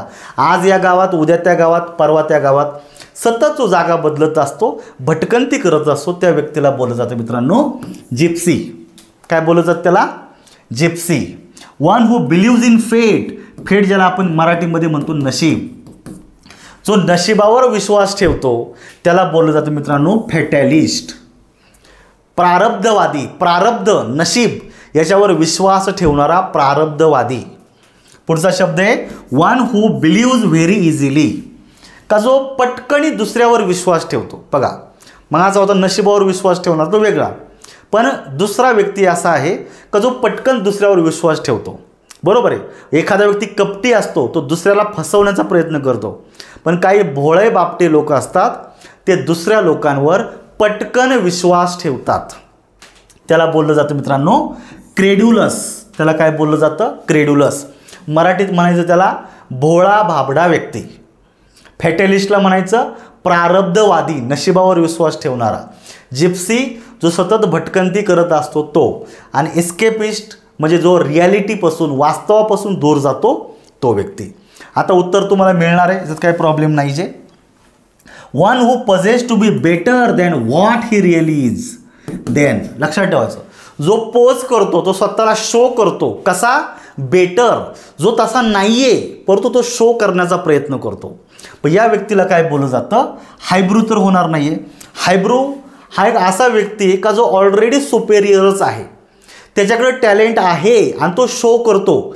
याच्यामध्ये खोटेपणा नसतो. हा खरा व्यक्ती आहे जो स्वतःचं टॅलेंट शो करतो.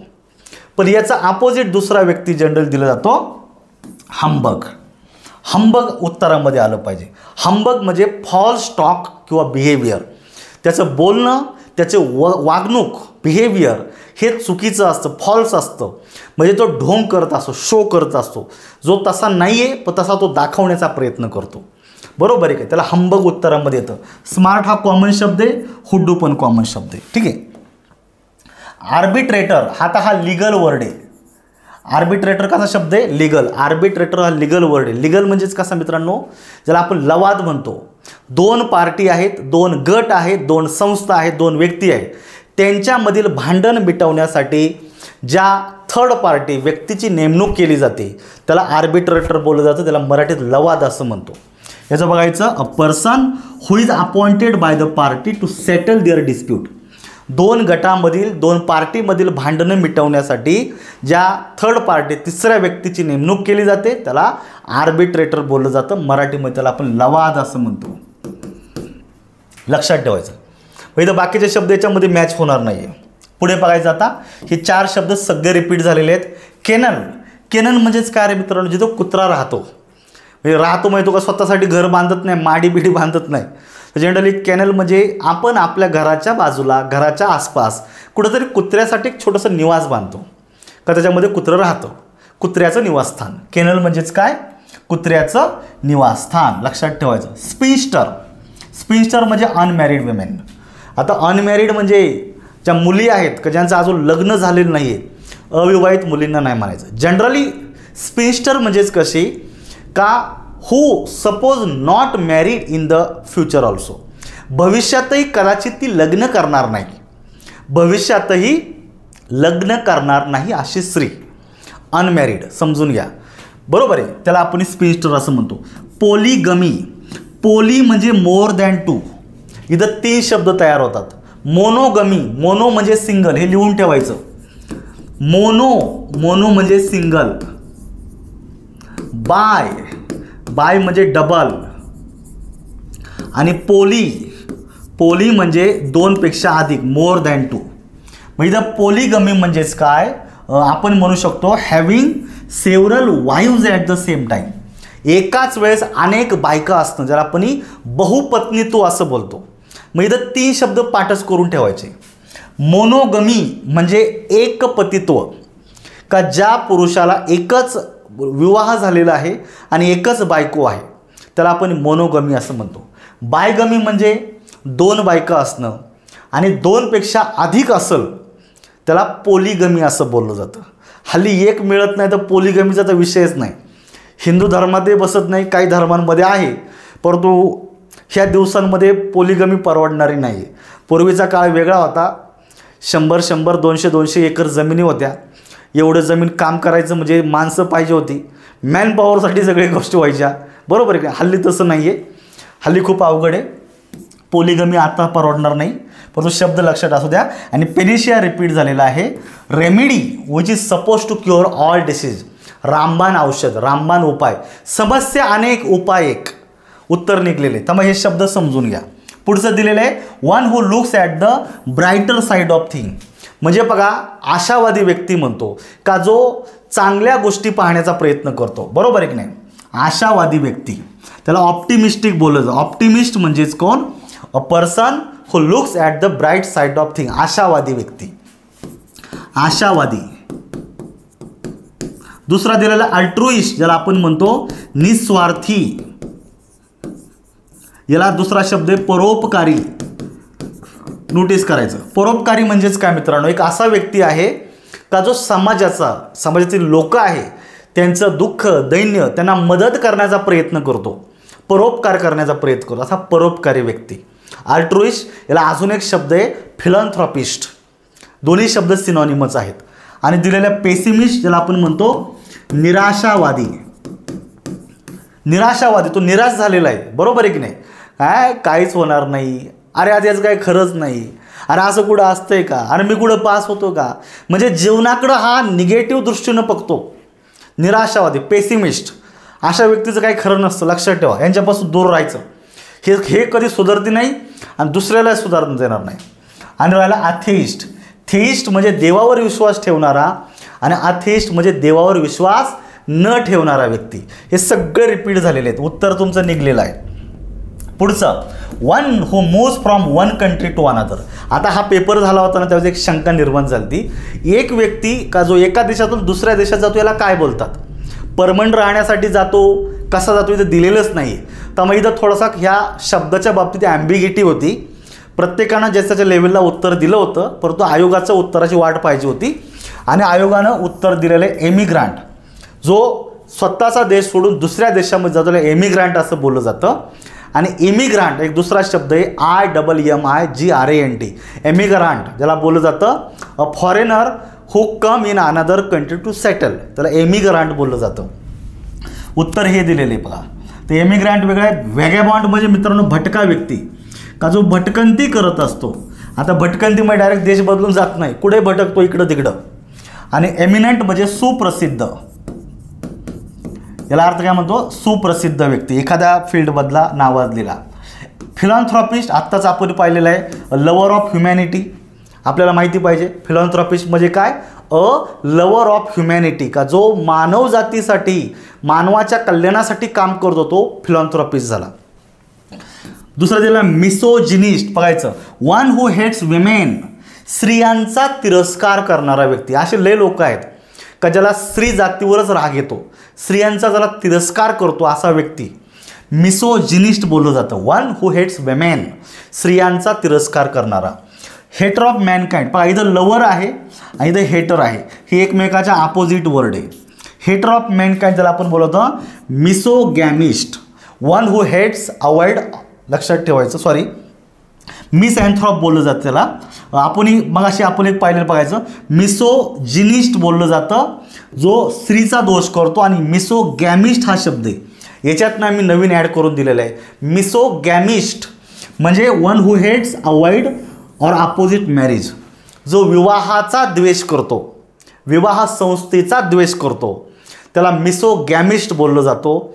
जो स्त्रीचा द्वेष करतो मिसोजिनिस्ट बोललं जातो. जो मनुष्य जातीचा तिरस्कार करतो, द्वेष करतो, त्याला मिसअँथ्रॉप असं बोललं जातं. हेटर ऑफ मॅनकाइंड लवरच्या अपोजिट आहे. म्हणजे लवर ऑफ मॅनकाइंड त्याला फिलॉन्थ्रॉपिस्ट बोललं जातं आणि हेटर ऑफ मॅनकाइंड त्याला मिसअँथ्रॉप बोललं जातं. आणि एक्सेंट्रिक तर परत रिपीट झालेला आहे, का जो थोडा ऑड हॅबिट असणार, ॲबनॉर्मल हॅबिट्स आहे, रिपीट झालेला आहे. उत्तर निघते तुमचं. पुढचं बघायचं आहे, one who lives for pleasure. Repeat झालेलं आहे कंबाईन B21ला. हेडोनिस्ट आपण रिपीट घेतला होता, जास्त चर्चा नको आता.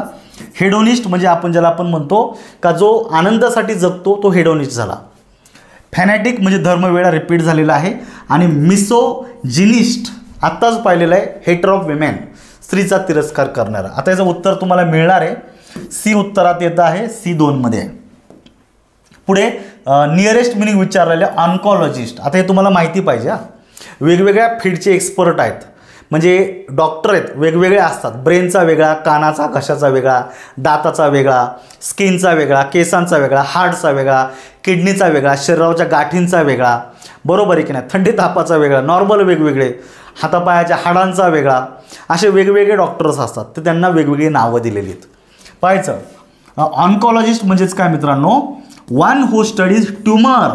ट्यूमर म्हणजे गाठी, शरीरात ज्या गाठी येतात ना, त्या गाठींचा अभ्यास करणारा व्यक्ती. इतका पर्टिक्युलर विचारला, ट्यूमर इन ह्युमन बॉडी, गाठींचा अभ्यास करणारा व्यक्ती म्हणजे ऑन्कॉलॉजिस्ट. मग तुम्हाला माहिती पाहिजे बाकीचे. हू स्टडीज पॅन्डेमिक. पॅन्डेमिक म्हणजेच काय मित्रांनो, जो काय साथीचा आजार असतो त्याचा अभ्यास करणारा व्यक्ती. आता हा काय डॉक्टर नाही आहे, पण अभ्यास करतो हे नक्की कशामुळे होतात, या साथीच्या आजाराचे सोर्स काय, याच्यावरचा उपाय काय, कशा पद्धतीनं वातावरण निर्मिती होत असते, हे सगळं अभ्यास करत असतो शास्त्रशुद्ध. याला बोललं जातं मित्रांनो एपिडेमिओलॉजिस्ट. एपिडेमिक म्हणजे साथीचा आजार आणि एपिडेमिओलॉजिस्ट म्हणजे वन हू स्टडी पेंडेमिक. लक्षात ठेवायचं. पुढे दिलेलं आहे one who is specialize in kidney disease. त्याला आपण नेफ्रोलॉजी बोलतो. नेफ्रोलॉजी हा किडनीच्या संदर्भात आहे. आणि लॉस ऑफ हिअर केसांच्या संदर्भात आहे ट्रायकोलॉजी. ट्रायकोलॉजिस्ट केसांच्या संदर्भात, नेफ्रोलॉजी किडनीच्या संदर्भात, ऑन्कॉलॉजिस्ट तुमचा ट्यूमर गाठींच्या संदर्भात, बरोबर आहे का नाही. कार्डिओलॉजिस्ट हार्टच्या संदर्भात, डेंटिस्ट दातांच्या संदर्भात. प्रत्येक डॉक्टर वेगवेगळा असतो मित्रांनो. पुढे दिलेलं आहे पॉइंट आउट द इनकरेक्ट. आता हा वेगळ्या पद्धतीने विचारला होता, मी तुम्हाला नीट समजून सांगतो. Many old mile. माईल म्हणजे गिरण्या, जुन्या गिरण्या. And there grinder. ग्राइंडर म्हणजे गिरणी कामगार. आता ना गिरण्या राहिल्या ना गिरणी कामगार राहिले. R now absolute. ॲब्सोल्यूट नाही, ऑब्सोलेट शब्द लक्षात ठेवायचा. OBSOLET हा शब्द रिपीट झालेला आहे. ऑब्सोलेट म्हणजे no longer useful because something better than has been invented.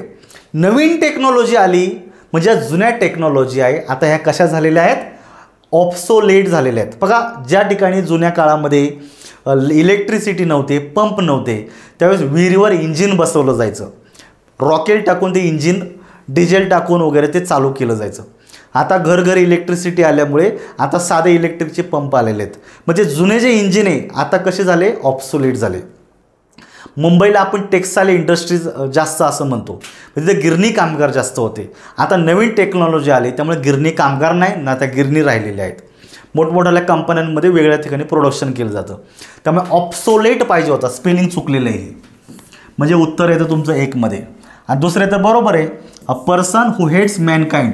मानव जातीचा द्वेष करणारा जो व्यक्ती त्याला मिसअँथ्रोप असं बोललं जातं. A thing or action that can not be believed. Incredible ज्याच्यावर विश्वास ठेवू शकत नाही अशी गोष्ट म्हणजे incredible. A person who believes in fate fatalist. Repeat झालेलं आहे. पुढं घ्या काउंटरॅक्ट पॉयझन ऑर डिसीज. एखादा आजार आहे शरीरात, जर तुमच्या जर काही पॉयझन गेलेला असेल तर त्याचा मात्रा कमी करण्यासाठी त्याला काउंटर पॉयझन द्यावं लागतं. त्याला आपण अँटीडोट म्हणतो. काय तो antidote. Antidote it means remedy और काउंटरॅक्ट द इफेक्ट ऑफ पॉयझन. शरीरामध्ये जे पॉयझन पसरतं त्याला प्रतिकार करण्यासाठी जे काउंटरॅक्ट म्हणून दिलं जातं त्याला अँटीडोट बोललं जातं. हा शब्द इम्पॉर्टंट आहे. हे बाकीचे सोडून द्या. पुढे बघायचं a state in which somebody worries all time about his or her health is called. एक असा व्यक्ती का जो कायम त्याच्या हेल्थविषयीच विचार करतो. मी आजारी पडतो काय, मी आजारी पडल्याच्या नंतर मी मरेल की काय. म्हणजे जो व्यक्ती सतत त्याच्या हेल्थविषयी चिंतेमध्ये असतो त्या व्यक्तीला काय बोललं जातं. या ठिकाणी बघा झेनोफोबिया नाही, हा फॉरेनर आहे. फॉरेन व्यक्तींविषयी, परकीय लोक त्यांची भाषा कल्चरविषयीची भीती वाटते ती. क्लस्ट्रोफोबिया म्हणजे बंद खोल्यांची वाटणारी भीती. रिपीट झालेला आहे. हायपोचॉन्ड्रिया. हायपोचॉन्ड्रिया हा शब्द तुमच्या उत्तरात येतोय. हायपोचॉन्ड्रिया, कॉन्ड्रिया पण बोललं जातं. Hypochondria worrying excessively that one is किंवा मे बिकेम सिरियसली इल. का जो आजारी पडू शकतो की काय याची आजाराची वाटणारी भीती. आणि राहिलं तुमचा हायड्रोफोबिया म्हणजे पाण्याची वाटणारी भीती. हे सगळे रिपीट झालेले, त्यातला हा नवीन होता.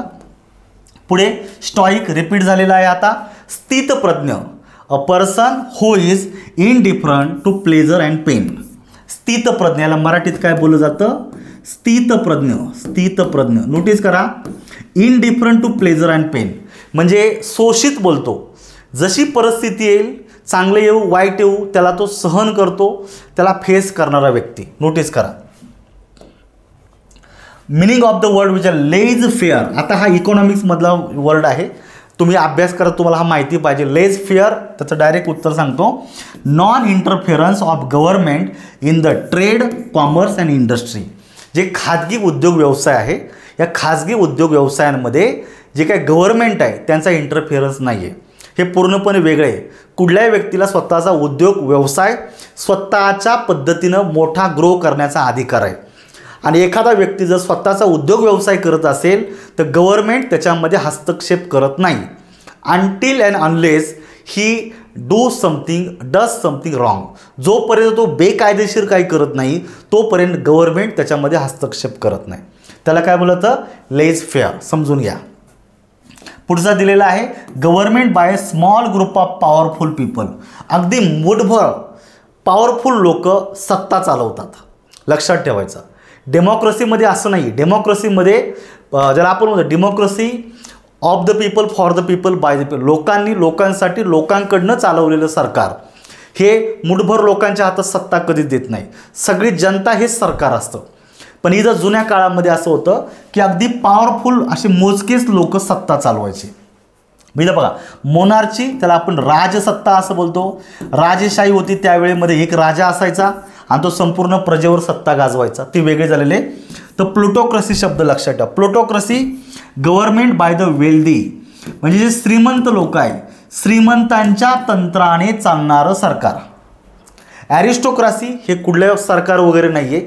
एक उच्च प्रभू लोक, ज्याला आपण म्हणतो एक हायेस्ट क्लास, सोशल क्लास असतो, हाय क्लास लोक असतात, उच्च समाज याच्यातली लोक, बरोबर आहे की नाही. हायेस्ट सोशल क्लासमध्ये जी लोक असतात त्याला ॲरिस्टोक्रॅसी असं बोललं जातं. आणि ओलिगॅर्ची उत्तरात येतं तुमच्या. Oligarchy it means government by a few strong and powerful people. मोजकेच प्रभावी पॉवरफुल लोक सत्ता गाजवतात, सरकार स्थापन करतात, अशाला बोललं जातं ओलिगॅर्ची. नवीन शब्द आहे तर डी उत्तरात आला पाहिजे, पर्याय क्रमांक 2. आता बघा, dot means strength, energy, power, force and spirit. ज्याला आपण म्हणतो ना बळ, चैतन्य, जोम, सामर्थ्य, ताकद, बरोबर. जोम आहे, चैतन्य आहे, त्याला आपण थोडक्यात काय म्हणतो मित्रांनो, विगर. शब्द पाठ करून ठेवायचा, इम्पॉर्टंट आहे. विगर म्हणजेच असणारी शरीरामध्ये strength, energy, power, force, spirit. लक्षात ठेवायचं. विक्ट्री म्हणजे विजय. अपॉलॉजी म्हणजे क्षमा याचना, क्षमा याचना. कलॅमिटी म्हणजे नैसर्गिक आपत्ती, ही निश्चित हानिकारक असते. कलॅमिटी म्हणजे काय, एखादी आपत्ती का जी नेहमी हानिकारक असते. म्हणजे वेगवेगळे शब्द यातला उत्तर निघते 4 मध्ये. आता बघा, हे रिपीट झालेले सगळे, आणि हे सगळे कवितांचे प्रकार आहेत. कविता. एलिजी, एलिजी ज्याला आपण म्हणतो मित्रांनो funeral song. Elegy is a poem. It is a sad poem written on the death of a close person, relative, beloved or our trusted friend. आपला मित्र, जवळचे नातेवाईक किंवा आपला घरातला एखादा व्यक्ती याच्या निधनावर लिहिलेली जी काही कविता असते तिला एलिजी असं बोललं जातं. सॉन सॉंग म्हणजे मित्रांनो last creation, final performance of someone's career. एखाद्या व्यक्तीच्या करिअरमधला शेवटचा परफॉर्मन्स. मी जर आर्टिस्ट आहे तर मी केलेलं सगळ्यात शेवटचं सादरीकरण. मी जर रायटर आहे, मी लिहिलेलं शेवटचं पुस्तक. मी जर क्रिकेटर आहे, मी खेळलेली शेवटची मॅच. मी जर गायक आहे, मी गायलेलं शेवटचं गाणं. म्हणजे जो लास्ट परफॉर्मन्स असतो एखाद्या व्यक्तीच्या करिअरमधला त्याला सॉंग असं बोललं जातं. पुढे दिलेलं बघा, मॅन्युस्क्रिप्ट. मॅन्युस्क्रिप्ट म्हणजे मित्रांनो हँड रिटन डॉक्युमेंट. मराठीत म्हणतो हस्तलिखित प्रत. हातानं लिहिलेलं जे दस्तऐवज असतं त्याला मॅन्युस्क्रिप्ट असं बोललं जातं. बॅलड ज्याला आपण मराठीमध्ये म्हणतो पोवाडा. याला काय म्हणतो असं आपण, पोवाडा. ज्याला आपण म्हणतो ना सॉन्ग टेलिंग अ पॉप्युलर स्टोरी. टेलिंग अ पॉप्युलर स्टोरी. नोटीस करायचं, पोवाडा हा सर्वसामान्य कॉमन लोकांच्या लाईफवर लिहिला जात नाही. बॅलड हा शक्यतो जे शूर, वीर, महान लोक आहेत त्यांच्या जीवनातले महत्त्वाचे जे प्रसंग आहे हे बॅलड पोवाड्याच्या माध्यमातून दीर्घकाळासाठी, आनंद काळासाठी अजरामर केले जातात.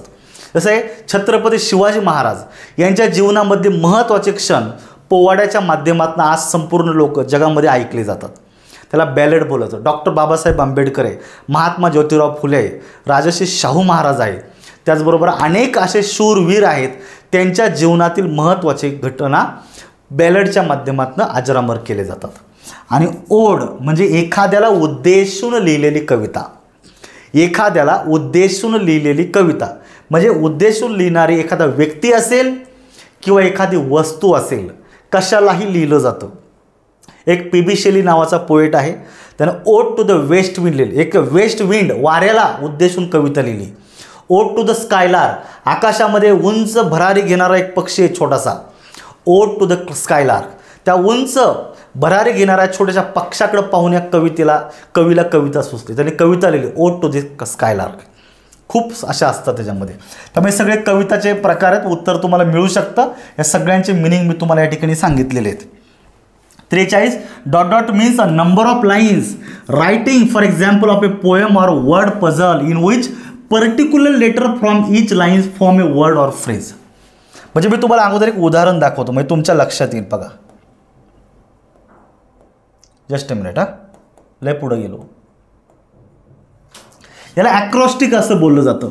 ही एक कविता आहे, तर कवितेचं सुरुवातीचं लेटर जर आपण घेतलं, याच्यापासून एक शब्द तयार होतो. बघा, GEORGIANA, जॉर्जियाना हा शब्द तयार झालेला आहे. आणि याचं इनिशियल लेटर घेतलेलं आहे 1 2 3 या पद्धतीनं, आणि एक कविता तयार केलेली आहे. म्हणजे एखादा असा शब्द आहे, एखादी फ्रेज आहे, त्याचं इनिशियल लेटर असं सरळ लिहायचं आणि त्याच्यापासून वाक्यरचना तयार करायची. जी कविता तयार होते, पोयम तयार होते, तिला बोलत आहे ॲक्रॉस्टिक. काय बोलत आहे त्याला आपण? ॲक्रॉस्टिक. याचं उदाहरण म्हणून तुम्हाला मी सांगितलेलं आहे. त्यामुळे ॲक्रॉस्टिक उत्तरामध्ये येतं. बाकीचं ॲक्रिलिक एक रासायनिक द्रव्य, काय घेणं नाही आहे. ॲक्रॉनिम लक्षात ठेवायचं. ॲक्रॉनिम महत्त्वाचं आहे. दिलेल्या शब्दांचा आद्याक्षरांपासून बनलेला नवीन शब्द. असे मोठमोठाले शब्द असतात. मग आपण काय करतो, इनिशियल लेटर घेतो आणि एक नवीन शब्द तयार करतो. जसं या ठिकाणी दिलेलं पाहिजे NASA, national aeronautic space administration, 4 शब्द आहे. याचं इनिशियल लेटर घेतलं, नासा शब्द तयार झाला. याला ॲक्रॉनिम असं म्हणायचं. युनेस्को, युनायटेड नेशन्स, ह्या पद्धतीने एक शब्द दिलेला आहे. तर इनिशियल लेटर घेऊन जे शब्द तयार होतात त्याला आपल्याला काय म्हणायचं मित्रांनो, ॲक्रोनिम म्हणायचं. आणि ॲक्रोबॅट ज्याला आपण डोंबारी म्हणतो, का जो कसरतीचे खेळ करतो, ह्या पद्धतीनं. पुढचा शब्द तुम्हाला या ठिकाणी माहिती पाहिजे. चूज द बेस्ट सबस्टिट्यूट विचारलेलं आहे. A very clear and typical example of something. एखाद्या गोष्टीचं अगदी मार्मिक स्पष्ट उदाहरण, ज्याला आपण काय म्हणतो मित्रांनो, नमुना देण्यासारखं उदाहरण, त्याला पॅराडिगम असं बोललं जातं. तर हायपोथेटिकल म्हणजे तात्पुरतं, गृहीत धरलेलं, गृहीतक ज्याला बोललं जातं. बरोबर आहे की नाही. हायपोथेटिकल म्हणजे काय, गृहीत धरलेलं, जे फायनल नाही आहे, जे तात्पुरतं गृहीत धरलेलं आहे, त्याला गृहीतक बोललं जातं.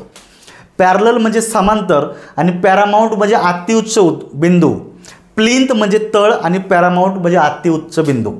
तर उत्तर तुमचं पॅराडिगममध्ये निघतं आहे. हे 4 शब्द बघा रिपीट झालेले आहेत. पोलिगॅमी ज्याला आपण म्हणतो बहुपत्नीत्व. Custom in which one man has many wives. यासाठी 3 आहे का, एकाच ठिकाणी दिलेलं आहे. किती छान प्रश्न आहे, उत्तर इथंच निघलेलं आहे. मिसोगॅमी आत्ताच आपण पाहिलेलं आहे. बरोबर आहे की नाही. बघा, मिसोजिनिस्ट बोललं का स्त्रीचा दोष करणारा, आणि मिसोगॅमी बोललं का विवाहाचा दोष करणारा. बरोबर आहे. म्हणजे बीसाठी किती येतो, या ठिकाणी 4 येतो आहे. चांगली गोष्ट आहे. ॲस्केटिझम ज्याला आपण म्हणतो एकांती, एकांतवासी, एकाकी जीवन जगणारा, का ज्याला समाजामध्ये एकटं राहायला आवडतं, एकाकी जीवन जगतो. जसं आपले साधू संत आहेत काही, का जे अगदी हिमालयामध्ये जातात, एकांतवासामध्ये राहतात, तपश्चर्या करतात, एकाकी जीवन ज्याला पसंत असतं, त्याला काय बोललं जातं, ॲस्केटिझम. ॲस्केटिक आणि ॲस्केटिझम.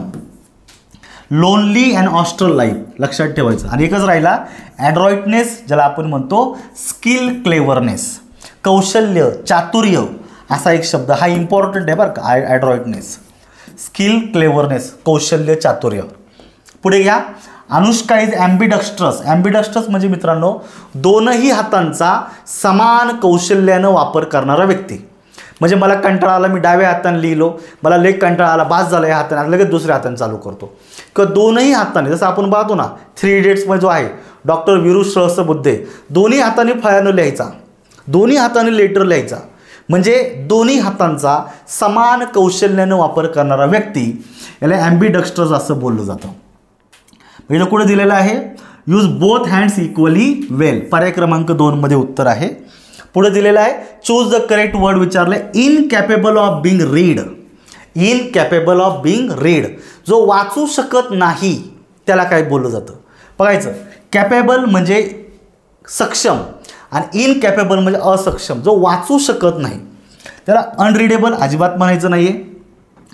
इलेजिबल उत्तर आलं पाहिजे. इलेजिबल, लेजिबल म्हणजे वाचनास योग्य आणि इलेजिबल याच्यामध्ये IL जो आहे ना, IL याचा अर्थ होतो नॉट.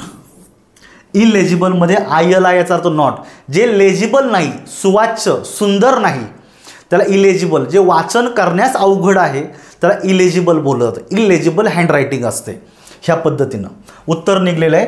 अनइंटेलिजिबल म्हणजे समजण्यास अवघड. बघा फिलॉसॉफी आहे, खूप डिफिकल्ट आहे, कॉमन व्यक्तीला समजत नाही, मग आपण काय म्हणतो, this philosophy or the thoughts mention in that books are unintelligible to me. मला समजू शकत नाही, माझ्या समजण्याच्या पलीकडे आहेत. आणि इलिगल म्हणजे बेकायदेशीर, का जे कायद्यानं मान्य केलेलं नाही असं. मग उत्तर 2 मध्ये निघतंय. पुढचा तुम्हाला परत एकदा 4 दिलेले पाहायचं. अ person who is guilty of heresy, ज्याला आपण हेरेटिक म्हणतो, बंडखोर पाखंडी व्यक्ती, एखाद्या धर्माच्या अपोज जातो, धर्माच्या तत्वांच्या अपोज जाऊन काम करणारा व्यक्ती बंडखोर असतो. डिझर्विंग ब्लेम, जो दोष स्वीकारतो, दोष मान्य करतो, त्याला काय बोललं जातं मित्रांनो, कल्पेबल. लक्षात ठेवायचं काय बोललं जातं त्याला आपण कल्पेबल. तर मग ए साठी 4 कुठे आहे, केवळ एका ठिकाणी आहे. बी साठी कल्पेबल, जो दोष ॲक्सेप्ट करतो, ज्याच्यावर दोष सतत ठपका ठेवला जातो, तो सगळ्या गोष्टी ॲक्सेप्ट करतो तो. कनेक्टेड विथ कुकिंग, स्वयंपाकाच्या संदर्भात इथं स्पष्ट दिलेलं आहे कुलिनरी, तो 2 मध्ये दिलेलं आहे. आणि इथं ऑफकोर्स एक होणार आहे शोवी ऑर कॉन्फिडंट बिहेवियर, त्याला फ्लॅम्बॉयंट बोललं जातं. फ्लॅम्बॉयंट म्हणजे शोवी, दिमाखदार, दिखाऊ स्वरूपाचा. रियालिटीमध्ये मे बी असं नसणार आहे, पण उगाच दिखाऊपणा दाखवायचा, याला आपण फ्लॅम्बॉयंट बोललं जातं. मित्रांनो खूप सुंदर शब्द दिलेले याच्यामध्ये. परत 4 शब्द दिलेले आहेत, त्यातला फ्रॅट्रिसाइड रिपीट झालेला आहे. भावाची किंवा बहिणीची हत्या करणे, फ्रॅट्रिसाइड. पुढे पाहायचं आता इनव्हिन्सिबल, हा शब्द पहिला पाहून घ्या. इनव्हिन्सिबल, ज्याच्यावर विजय मिळवणे कठीण आहे, डिफिकल्ट आहे असं काहीतरी. जसं आपल्याकडे जंजिरा किल्ला आहे का, जो शेवटपर्यंत अजिंक्य राहिला, अनेक अतिक्रमणं झाली, परंतु त्या किल्ल्याला कोणाला जिंकता नाही आलं, मग त्या किल्ल्याला आपण काय म्हणतो, अजिंक्य किल्ला म्हणतो. तसं invincible, very strong to be defeated, ज्याच्यावर विजय मिळवणं अवघड आहे असं काहीतरी, too strong to be defeated. त्यामुळे डी साठी काय येतं, 1 येतो. डी साठी 1 2 ठिकाणी आहे आणि ए साठी 4 किती ठिकाणी आहे पाहूयात आता. ए साठी 4 केवळ एका ठिकाणी. बघा इथे आणि इथे मॅच होतं, म्हणजे 3 मध्ये उत्तर निघले. आता हे 2 मॅच करून घ्या. बी साठी 3 बघा.